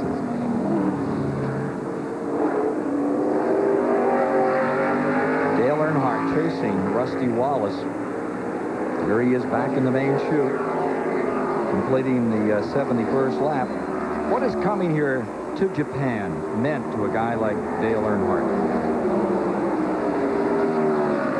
We came over the first time and did the introduction for NASCAR, and that was a pretty exciting time for us and myself, and I was honored to do that. And to come back and race in a foreign country like this, as far off from America it is, and we've been a whole day off. But, it's really fun to be here, and seems like everybody's receiving us well. It looks like it's going to be a good thing. Carrying blue colors for AC Delco while he's in Japan, not the traditional black colors, because the sponsor has a lot more ties to Japan. Therefore, a whole new look on car number 3 for this special event to conclude 1996 in NASCAR racing. What do you think a super speedway is going to do here in Japan in time to come? I think they're going to get a fan base and just a little bit over here, because the people really have enjoyed this week, and this kind of thing is what they come to see. You can see Dale Jarrett looking on the inside of Dallenbach as they head down into turn 1. I think it'll just take a year or so for everybody to say, okay, I know who this guy is, I want to see him win, and that's where you get all your fans from. 4th position is what they're fighting for, Dallenbach and Jarrett. Dick Berggren standing by with Felix Sabatis down here at this moment. Yeah, Ken, this is a fellow that made himself a couple of personal fortunes right here in Japan, but today's a little unhappy with his race car because it's bent up in about every corner. How bad is that, number 42, Felix? Well, you know, on the first segment, we cut our left rear tire with 1 lap to go. We were running 10th. He ran off the track. And after we came back out, the car hasn't been right to begin with, so we've had a lot of problems with it. But, hey, we've got an experience. Robbie's young, and he's going to be good. So we're going to give him some practice time today and go to Daytona. And next year, Felix is going to take Robbie Gordon to Indianapolis. He has put in the order for 2 cars. He's going to try to run Indianapolis and Winston Cup. And that means Charlotte the same weekend? That means he'll be flying from Indianapolis over to Charlotte. It's been done before, and I'm sure it'll be done again by Robbie Gordon. And let me tell you, everybody says he's a little too aggressive. You can rattle that. You can't make it if it's not there. Good point. And he certainly is one that gives you a wild show as you remember his events. He came out of that desert racing and trucks where he just absolutely dominated. He's used to improvising.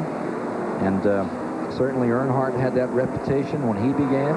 He did that, and I will tell you this, right now Earnhardt looks like he may be closing the gap just a little bit on Rusty Wallace for first place, but right here is a real action right now. These guys are going at it, and how good is this guy going to be? Oh. Mike Skinner in the number 31 there. He's running right up front, has really had very little experience in a Winston Cup car at all. You can see him right up there with some of the best. Yeah, but look at Gordon back there in 8th. I mean, here he is. He went just out and raced the wheels off that thing.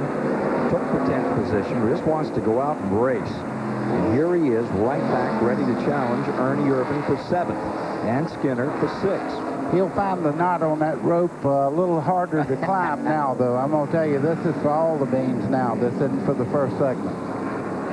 Took that bonus. Here he is skipping up to the outside, trying that line. As he comes down this main chute, if you just joined us, you get about 170 miles per hour here. Then you're hard on the binders into a 30-foot wide first turn. And you got to be right or you're not going to be in this race. Wally Dallenbach in 4th position. And we'll be back with more of our live action after we send you another postcard from Japan here on TBS.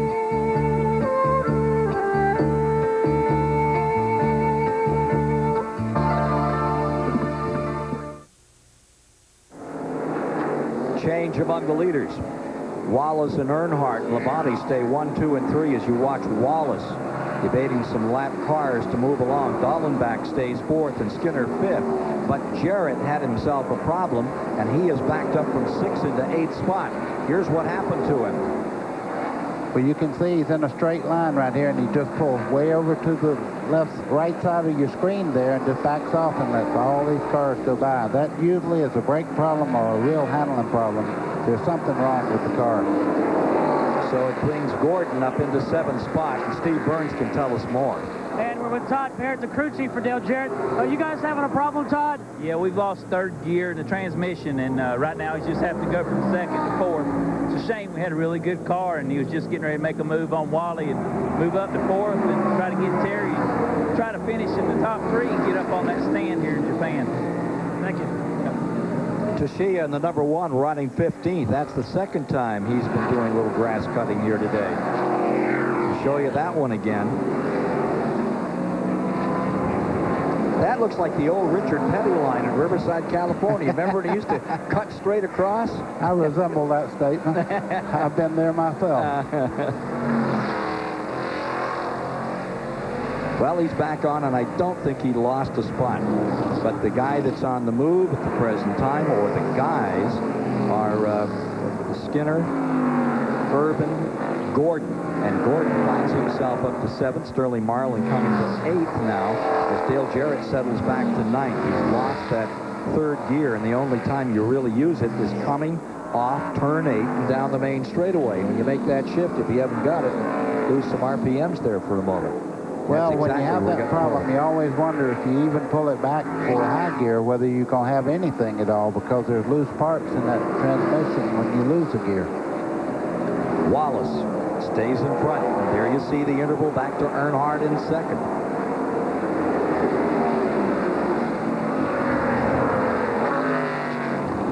You know, the incredible part this weekend, Rusty Wallace has never talked about 2nd place at all. Even in our little soundbite earlier when he was taking us around the racetrack, and he was saying he'd come over here for one reason, that's to win the race, and he really hadn't had time to do the things he wanted to do because he wanted to win this race, and he is doing a great job right now. That car looks like it's on a string out there.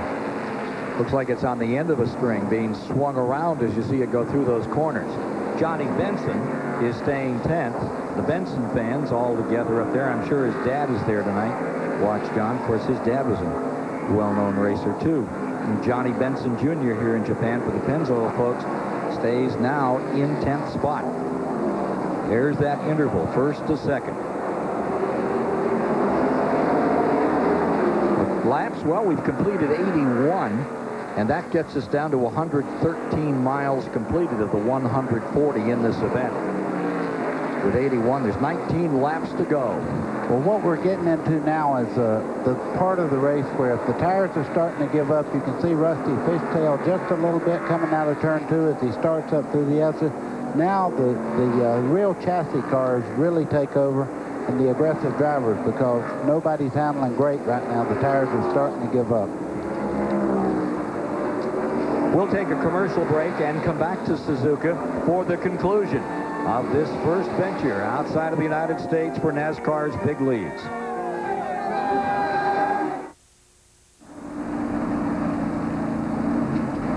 At lap 85, there's another full course caution here, and it's the first one in the second 50-lap leg. Gunselman in trouble. Number 37, Larry Gunselman, having a problem out here that has brought out the caution. He's a West Coast driver, came over expressly for this event. Gunselman finds himself out in the weeds there after he was running in 23rd position. Bill France driving the pace car out here today, just in front of Rusty Wallace and Dale Earnhardt first and second, as we get ready to bring them all back together for a shootout to finish it here today. So earlier we talked with the Bill France about the future of this event and NASCAR racing in Japan. Here's what he told us. Well, we have a 2-year, 2 more years. Where in the 3rd year, you know, they're going to open a new oval track up north of Tokyo. So, you know, that event will be more patterned after what I think what you see more on television over here from since we're more on ovals than we are on road courses. But beyond that, you know, that'll be in a lot of respects up to the Suzuka people on what they're doing, and we'll have to see how this event does. You know, the people in the United States know who the drivers are, big time. But overseas, I don't think quite. You know, there are maybe some other drivers know more than they are because they've been exposed more. So it'll be good for the drivers to get some additional exposure. And for certainly the fan enthusiasm for other sports in this country is such that it's a whole new world and a new marketing opportunity for NASCAR. And one of the interesting things is that they're talking about a NASCAR series with Japanese cars here in Japan. It ought to work. You know, Wally Dallenbach just stopped. He's the only front runner that come in for a pit stop just now. So strategy is being played right now by the Bud Moore team. Some of the fans looking on here this afternoon understand that France, after the first 50 laps, they put another fella in the car, but he is not driving the pace car at this moment. So let's get down to Kenji for a moment, who's standing by on pit road. This is a Suzuka racetrack, so we've never had the oval course in Japan. So, but we will have the oval course here. Okay, this is a map, or actually the picture of Twin Link Motegi.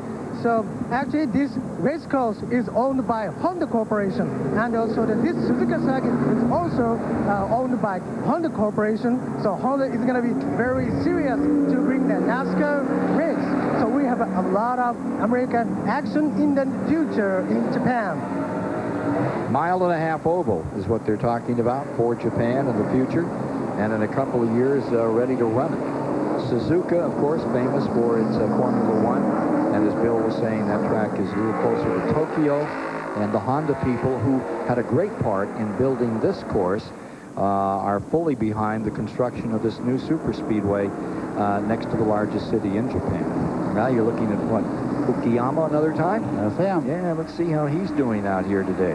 Well, he's up to 12th. He's having a good run for Very consistent. Travis. He spun one time earlier in the show, but I tell you, he's doing a great job. And I tell you, I was talking with the guys that are working on the car, and they said, you just wouldn't believe what he knows about the chassis on the car.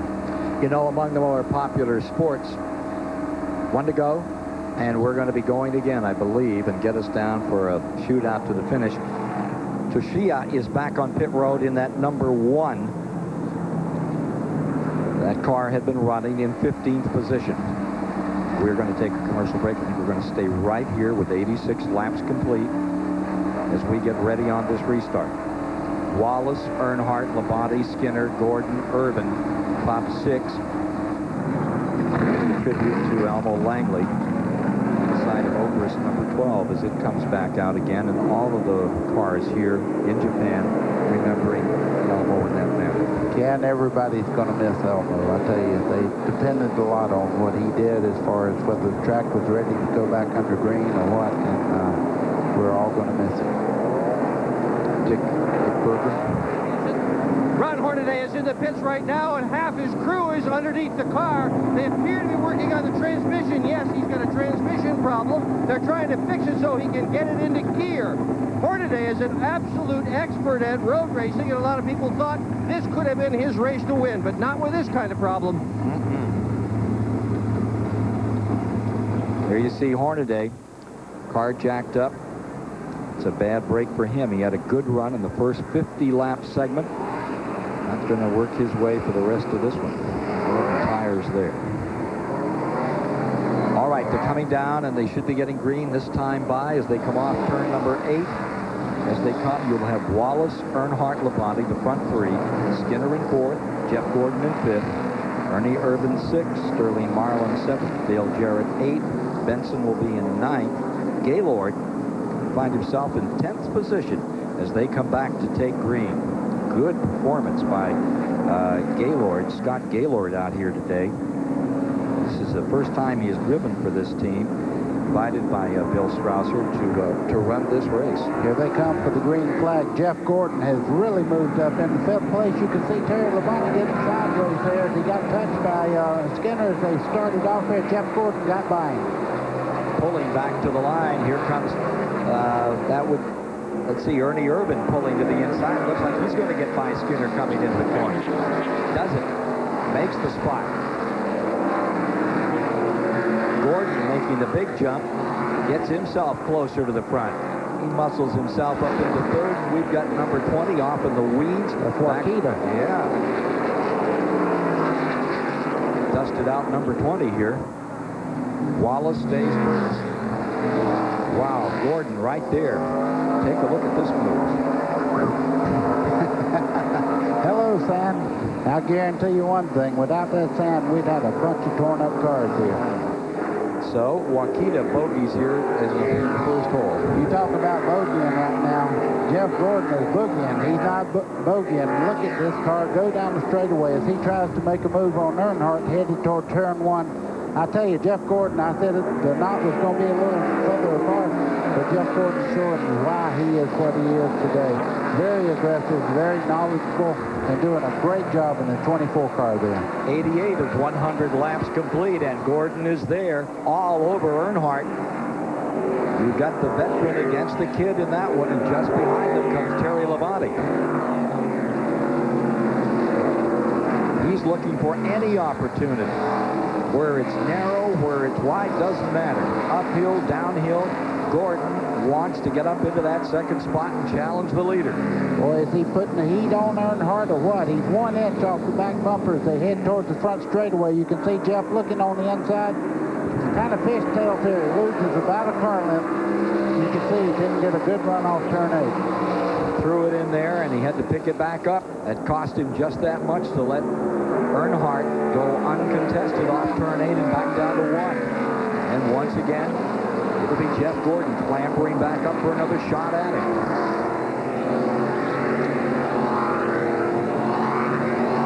Oh, Mike Skinner's off the course. He went it. He better be careful there. really got that one shortened up on both ends as he came back on the track. That's And Wally Dallenbach in the 15 there. He stopped just a second ago and took on tires. He's the only one of the front runners out there on fresh tires. I do not believe he has the time. Oh, Fukuyama has hit it big time. That's some of the tires out in the racetrack. If you see the cars coming at them, that's about 10 or 12 tires together there. Full course caution as Fukuyama at turn 1 goes in solidly. Man, what a hit.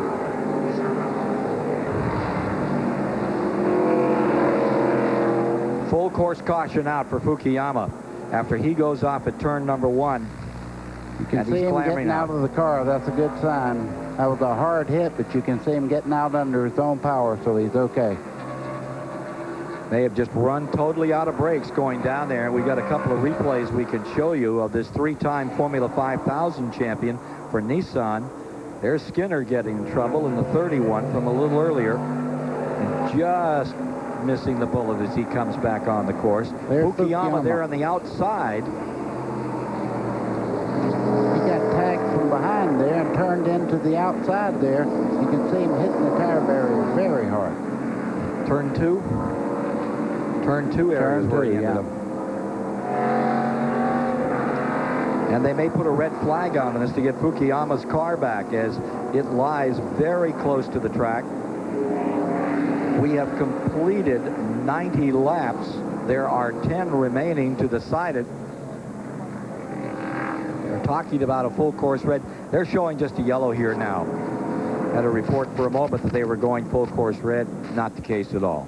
Here's Fukuyama walking back after he takes the hardest hit anyone has taken today. Hey, American sports in Japan, you talk about baseball, you talk about their interest in other activities. Take a look at David Green, one of the biggest pastimes in Japan. No turkey there.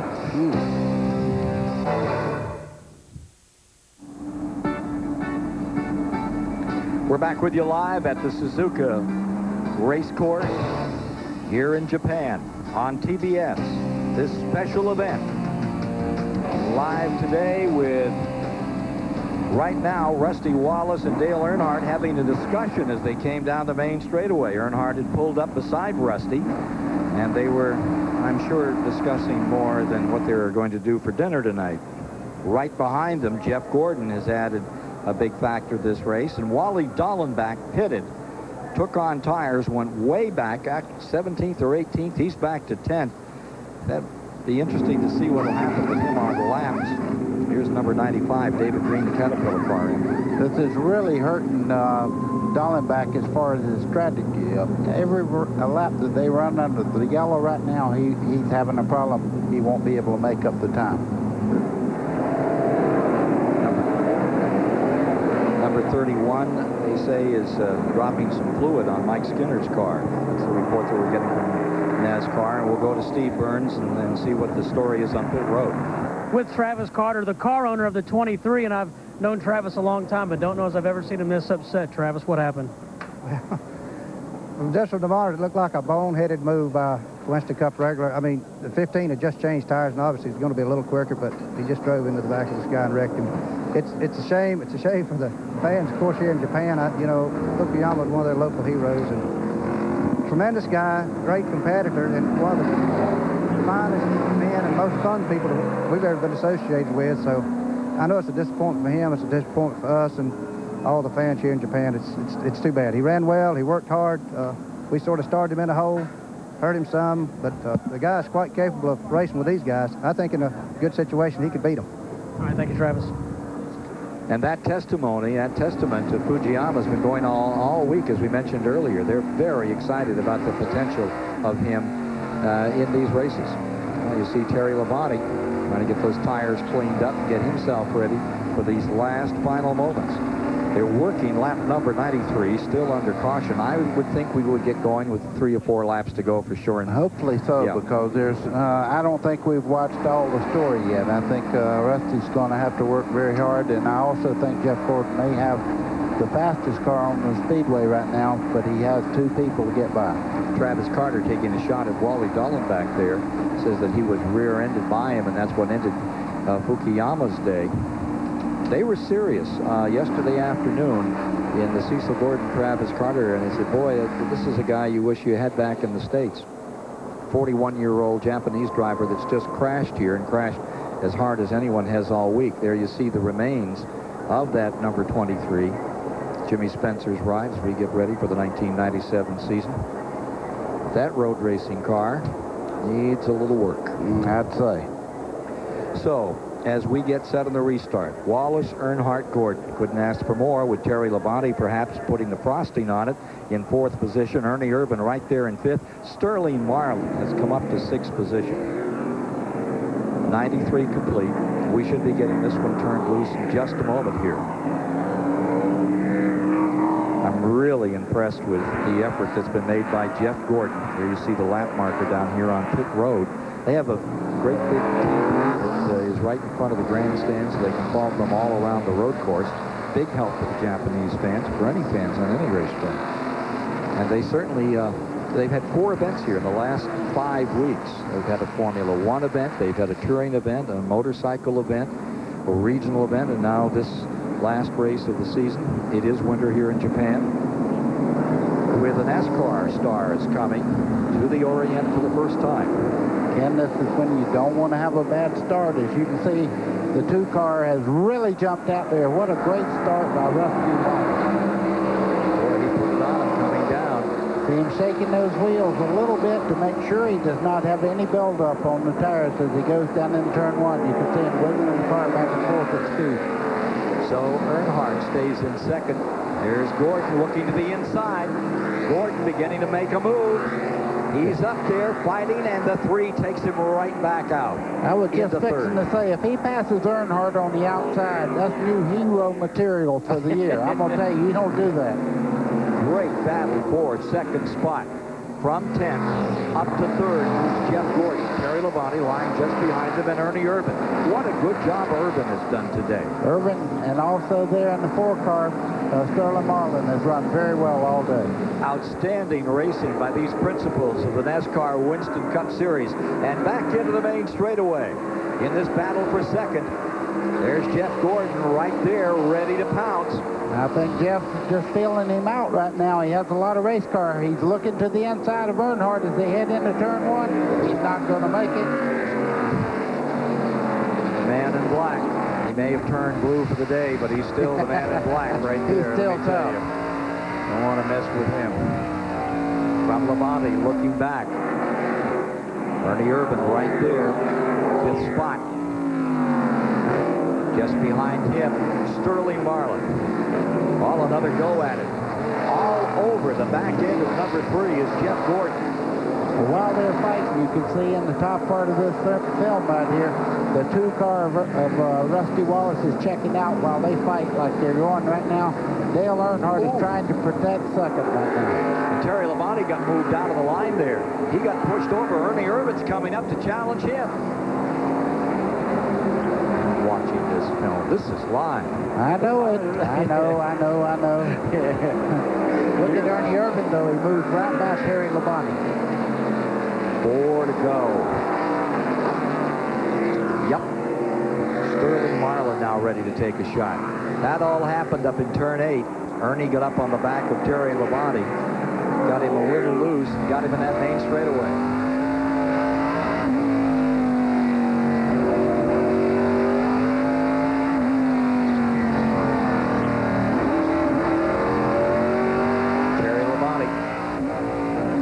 There a spot or 2.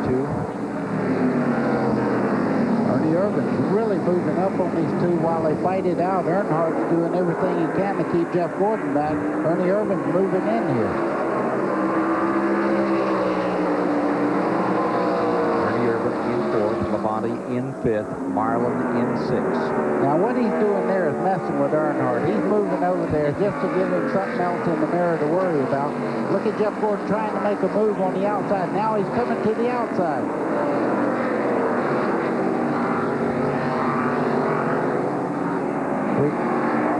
We've got another plank down. The number 50's broken loose. Scott Gaylord's going to put us under caution with 3 to go. Oh, my. At these guys know it's a race back to the flag, too, so they're going at it. This is to the flag, and this could be to the end of the race. So that battle is pretty intense. Here they come up the hill for the final time. It is still Earnhardt with that advantage for second spot. Ernie Irvin is fun, I think. He was just behind Jeff Gordon. I don't see him there anymore.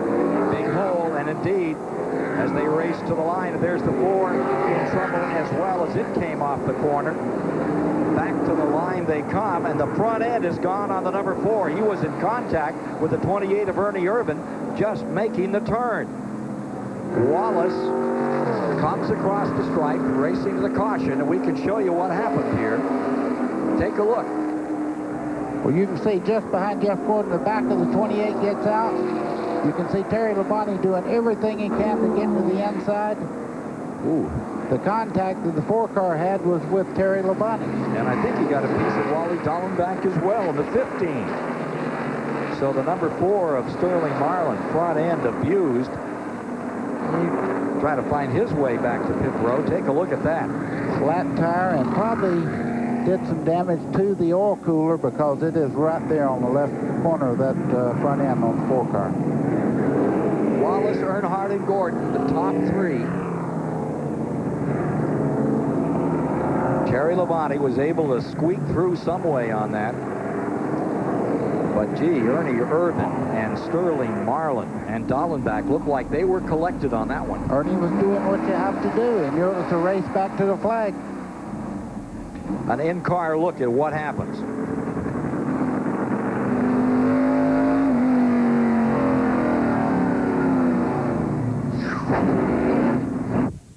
Hard contact there.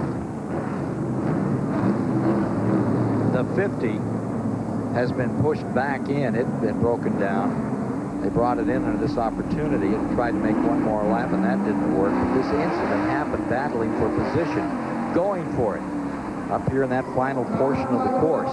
We're showing 98 complete, working 99 this time by.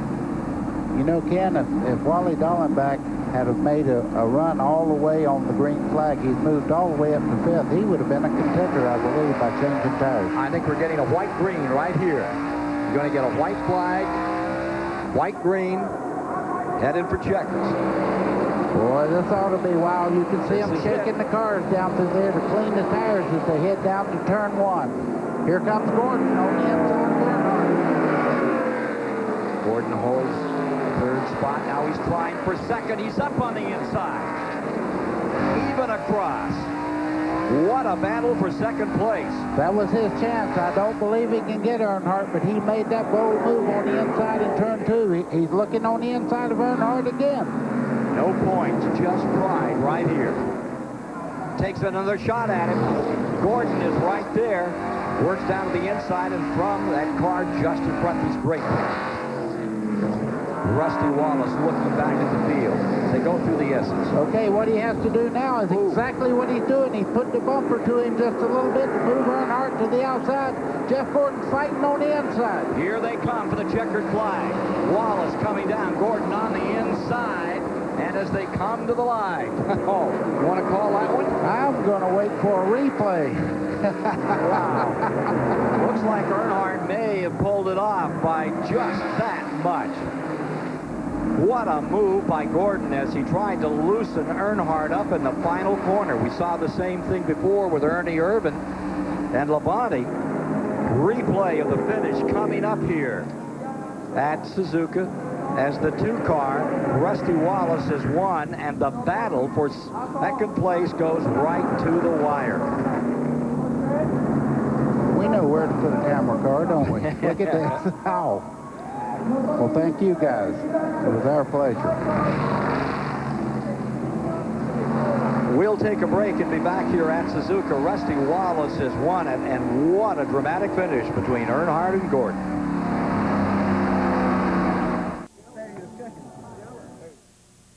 Promotional fees and consideration have been paid by the Miller Brewing Company. And welcome back to Suzuka City, Japan, where Rusty Wallace has just won the first race here in Japan, standing on top of the car victoriously. But he is definitely the proud favorite here in Japan. arms raised in victory. Well, Rusty, you said you're coming here to win this thing, and you did it, man. I really did. I'd like to dedicate this win to Elmo Langley, who passed away this week. But what a great win. The crew really did good. The first segment, we had too much tape on the grills, and the car kept getting the brakes real hot. So I lagged back to cool them off, and they got some tape off, and man, she was really cooking after that. But great win. We paid a lot of attention. I wish my wife Patty was here, and Roger Penske, and Walt, and Dan, and all of them. But this is for you guys. The old Miller Special really came through, and I'm really happy with the Miller Brewing Company and Mazak Corporation and Mead and Mobil and Bosch and all our sponsors, especially this Ford, man. This thing really ran good, and I can't be happier. Rusty, at the end of segment 1, did you think you could get to victory lane? Well, I don't know. I mean, I started in the second row there behind the 30 car, and I knew the only thing I could do is just try to go through the gears. And I picked the point in the middle of 1 and 2 where I had to get the throttle and go for it. And I went for it, and I got the 5 car, and I got the 30 car. But what a great car. It handled perfect. The motor ran good. I turned it about 9,400 all day long. Mike Eggett, she's okay. She's still living. And the guys at the shop, you're to be commended for this one. But 7,000 miles, 14 time zones, 7 continents. Baby, we'd be home on Monday night. Will you come back to Japan? Oh, yeah, I'll be coming back to Japan. I just about got it figured out right now. So what a great win. I mean, we get the pole, we get the Winston bonus, we get the Unocal bonus. But all my fans back in the United States, thank you very much. But my team, led by Robin Pemberton, what a great job. And the shocks were great. Everything was great. Just can't say enough for everybody. All right, congratulations, Rusty. Thank you very much. Let's go to Dick Berggren. Number 1. Well, Jeff Gordon used all the tools he had to try to get by Dale Earnhardt. The front bumper a little bit damaged. How about that ride, Dale? Was he fair with you? I don't know anybody say he won't put the bumper to you, but in all honesty, we were pushing real bad, and the tires were burnt off the back, and he was doing all he could without turning me. He did everything but turn me around to get by me. We raced a pretty good race to the line, so it was exciting. Rusty, I thought, was going to mess up there. He locked his brakes up, and I thought Jeff and I both were going to be on him, and then I didn't know what was going to happen because they're going to be in the middle of the punching bag, and it was going to be exciting, but it was a good race. I'd like to have won it, but, you know, it was okay. I mean, it was the first trip to Japan, and run second ain't too bad. The second sort of feel the same way I do in America about it. It ain't good. And, Jeff, how about you? What'd you learn from this fella following him? Well, I learned that I shouldn't have won the first half. I know that. But you know, I wanted to see what my car had, and I had a lot. It was a great car, and we were able to drive it up to the front. Had some fun there with Dale at the end. I mean, I think we really put on a good show for these fans, and especially those last couple laps, everybody was just going all out. And we showed, you know, that we weren't just here to play. We're here to win, and you know, I think those last couple laps proved that. And I was side by side on his bumper, at his bumper, and you know, I just couldn't get him. But that was a fun race, and we're glad to be here in Japan and can't wait to come back. How difficult is it to ride behind a guy, keep tapping him like that, and not take him all the way around? Well, you know, you race with guys enough. you learn how to race them, and you know what you can do with them and who you can trust. And I think Dale knew I was on him, but you know, I could hit him just hard enough to get him sideways. But even hitting him and getting him sideways wasn't enough, you know. And I wasn't going to take it any further than that. I wanted to get up beside him, and I did coming off the last turn. I just couldn't put the pedal down to get by him because I was spinning the tires. But you know, we missed Ray and Rick and those guys. But you know, now it's over. I think we had a great experience, a lot of fun, and this team is great. I mean, we really had a lot of fun, but we worked together, and everything went great. Okay, let's go back to Victory Lane. Well, we're back topside. We're looking down at Victory Lane. Rusty Wallace celebrating here in Japan after this victory and this great day for NASCAR racing. Going international. Let's take a look at that finish. Rusty Wallace to win. He had it covered.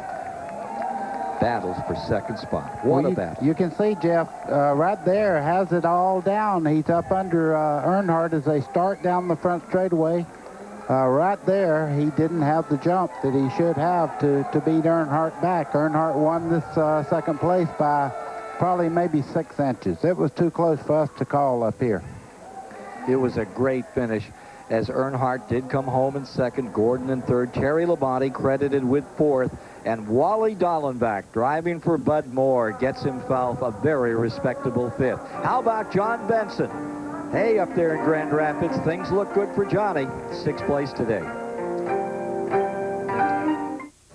The Suzuka 100 on TBS is brought to you by Ryobi, the complete line of power tools with pro features at affordable prices.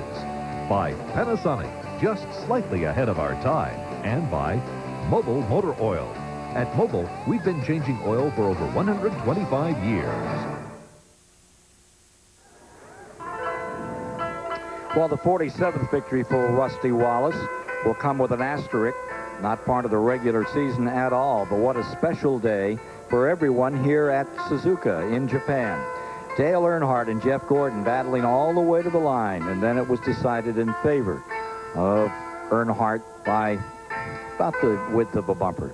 Take a look at Lance Hooper, the Winston West champion, coming home in 11th. Sterling Marlin, what a misfortune for him back there after running up in front all day. Gave a great performance.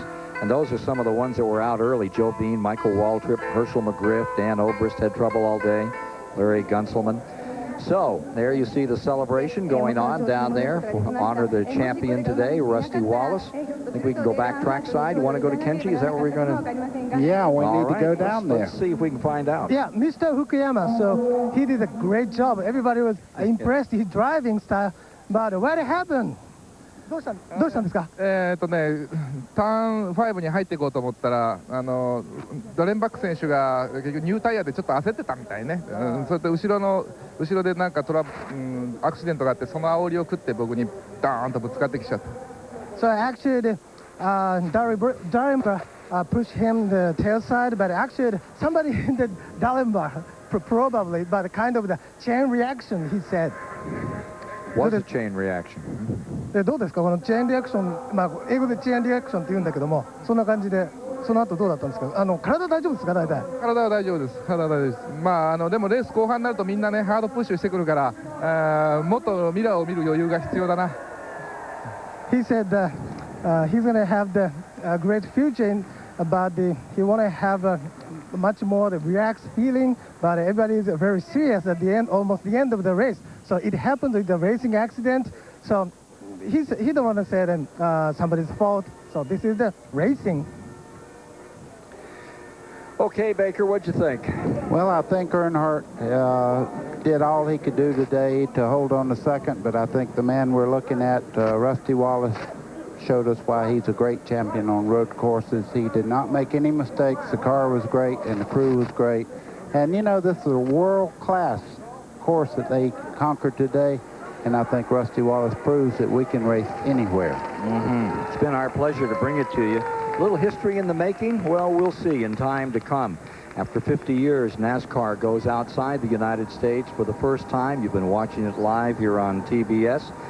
And as we look to the future for NASCAR racing, let's just say stay tuned. We understand there will be a Japanese series in time to come. And this is where it all began. You were part of it, watching Rusty Wallace win at the Suzuka Thunder Special 100. For Buddy Baker, Dick Berggren, Steve Burns, Kenji Momoto, I'm Ken Squire with you here in Japan on TBS. Sayonara. Sayonara.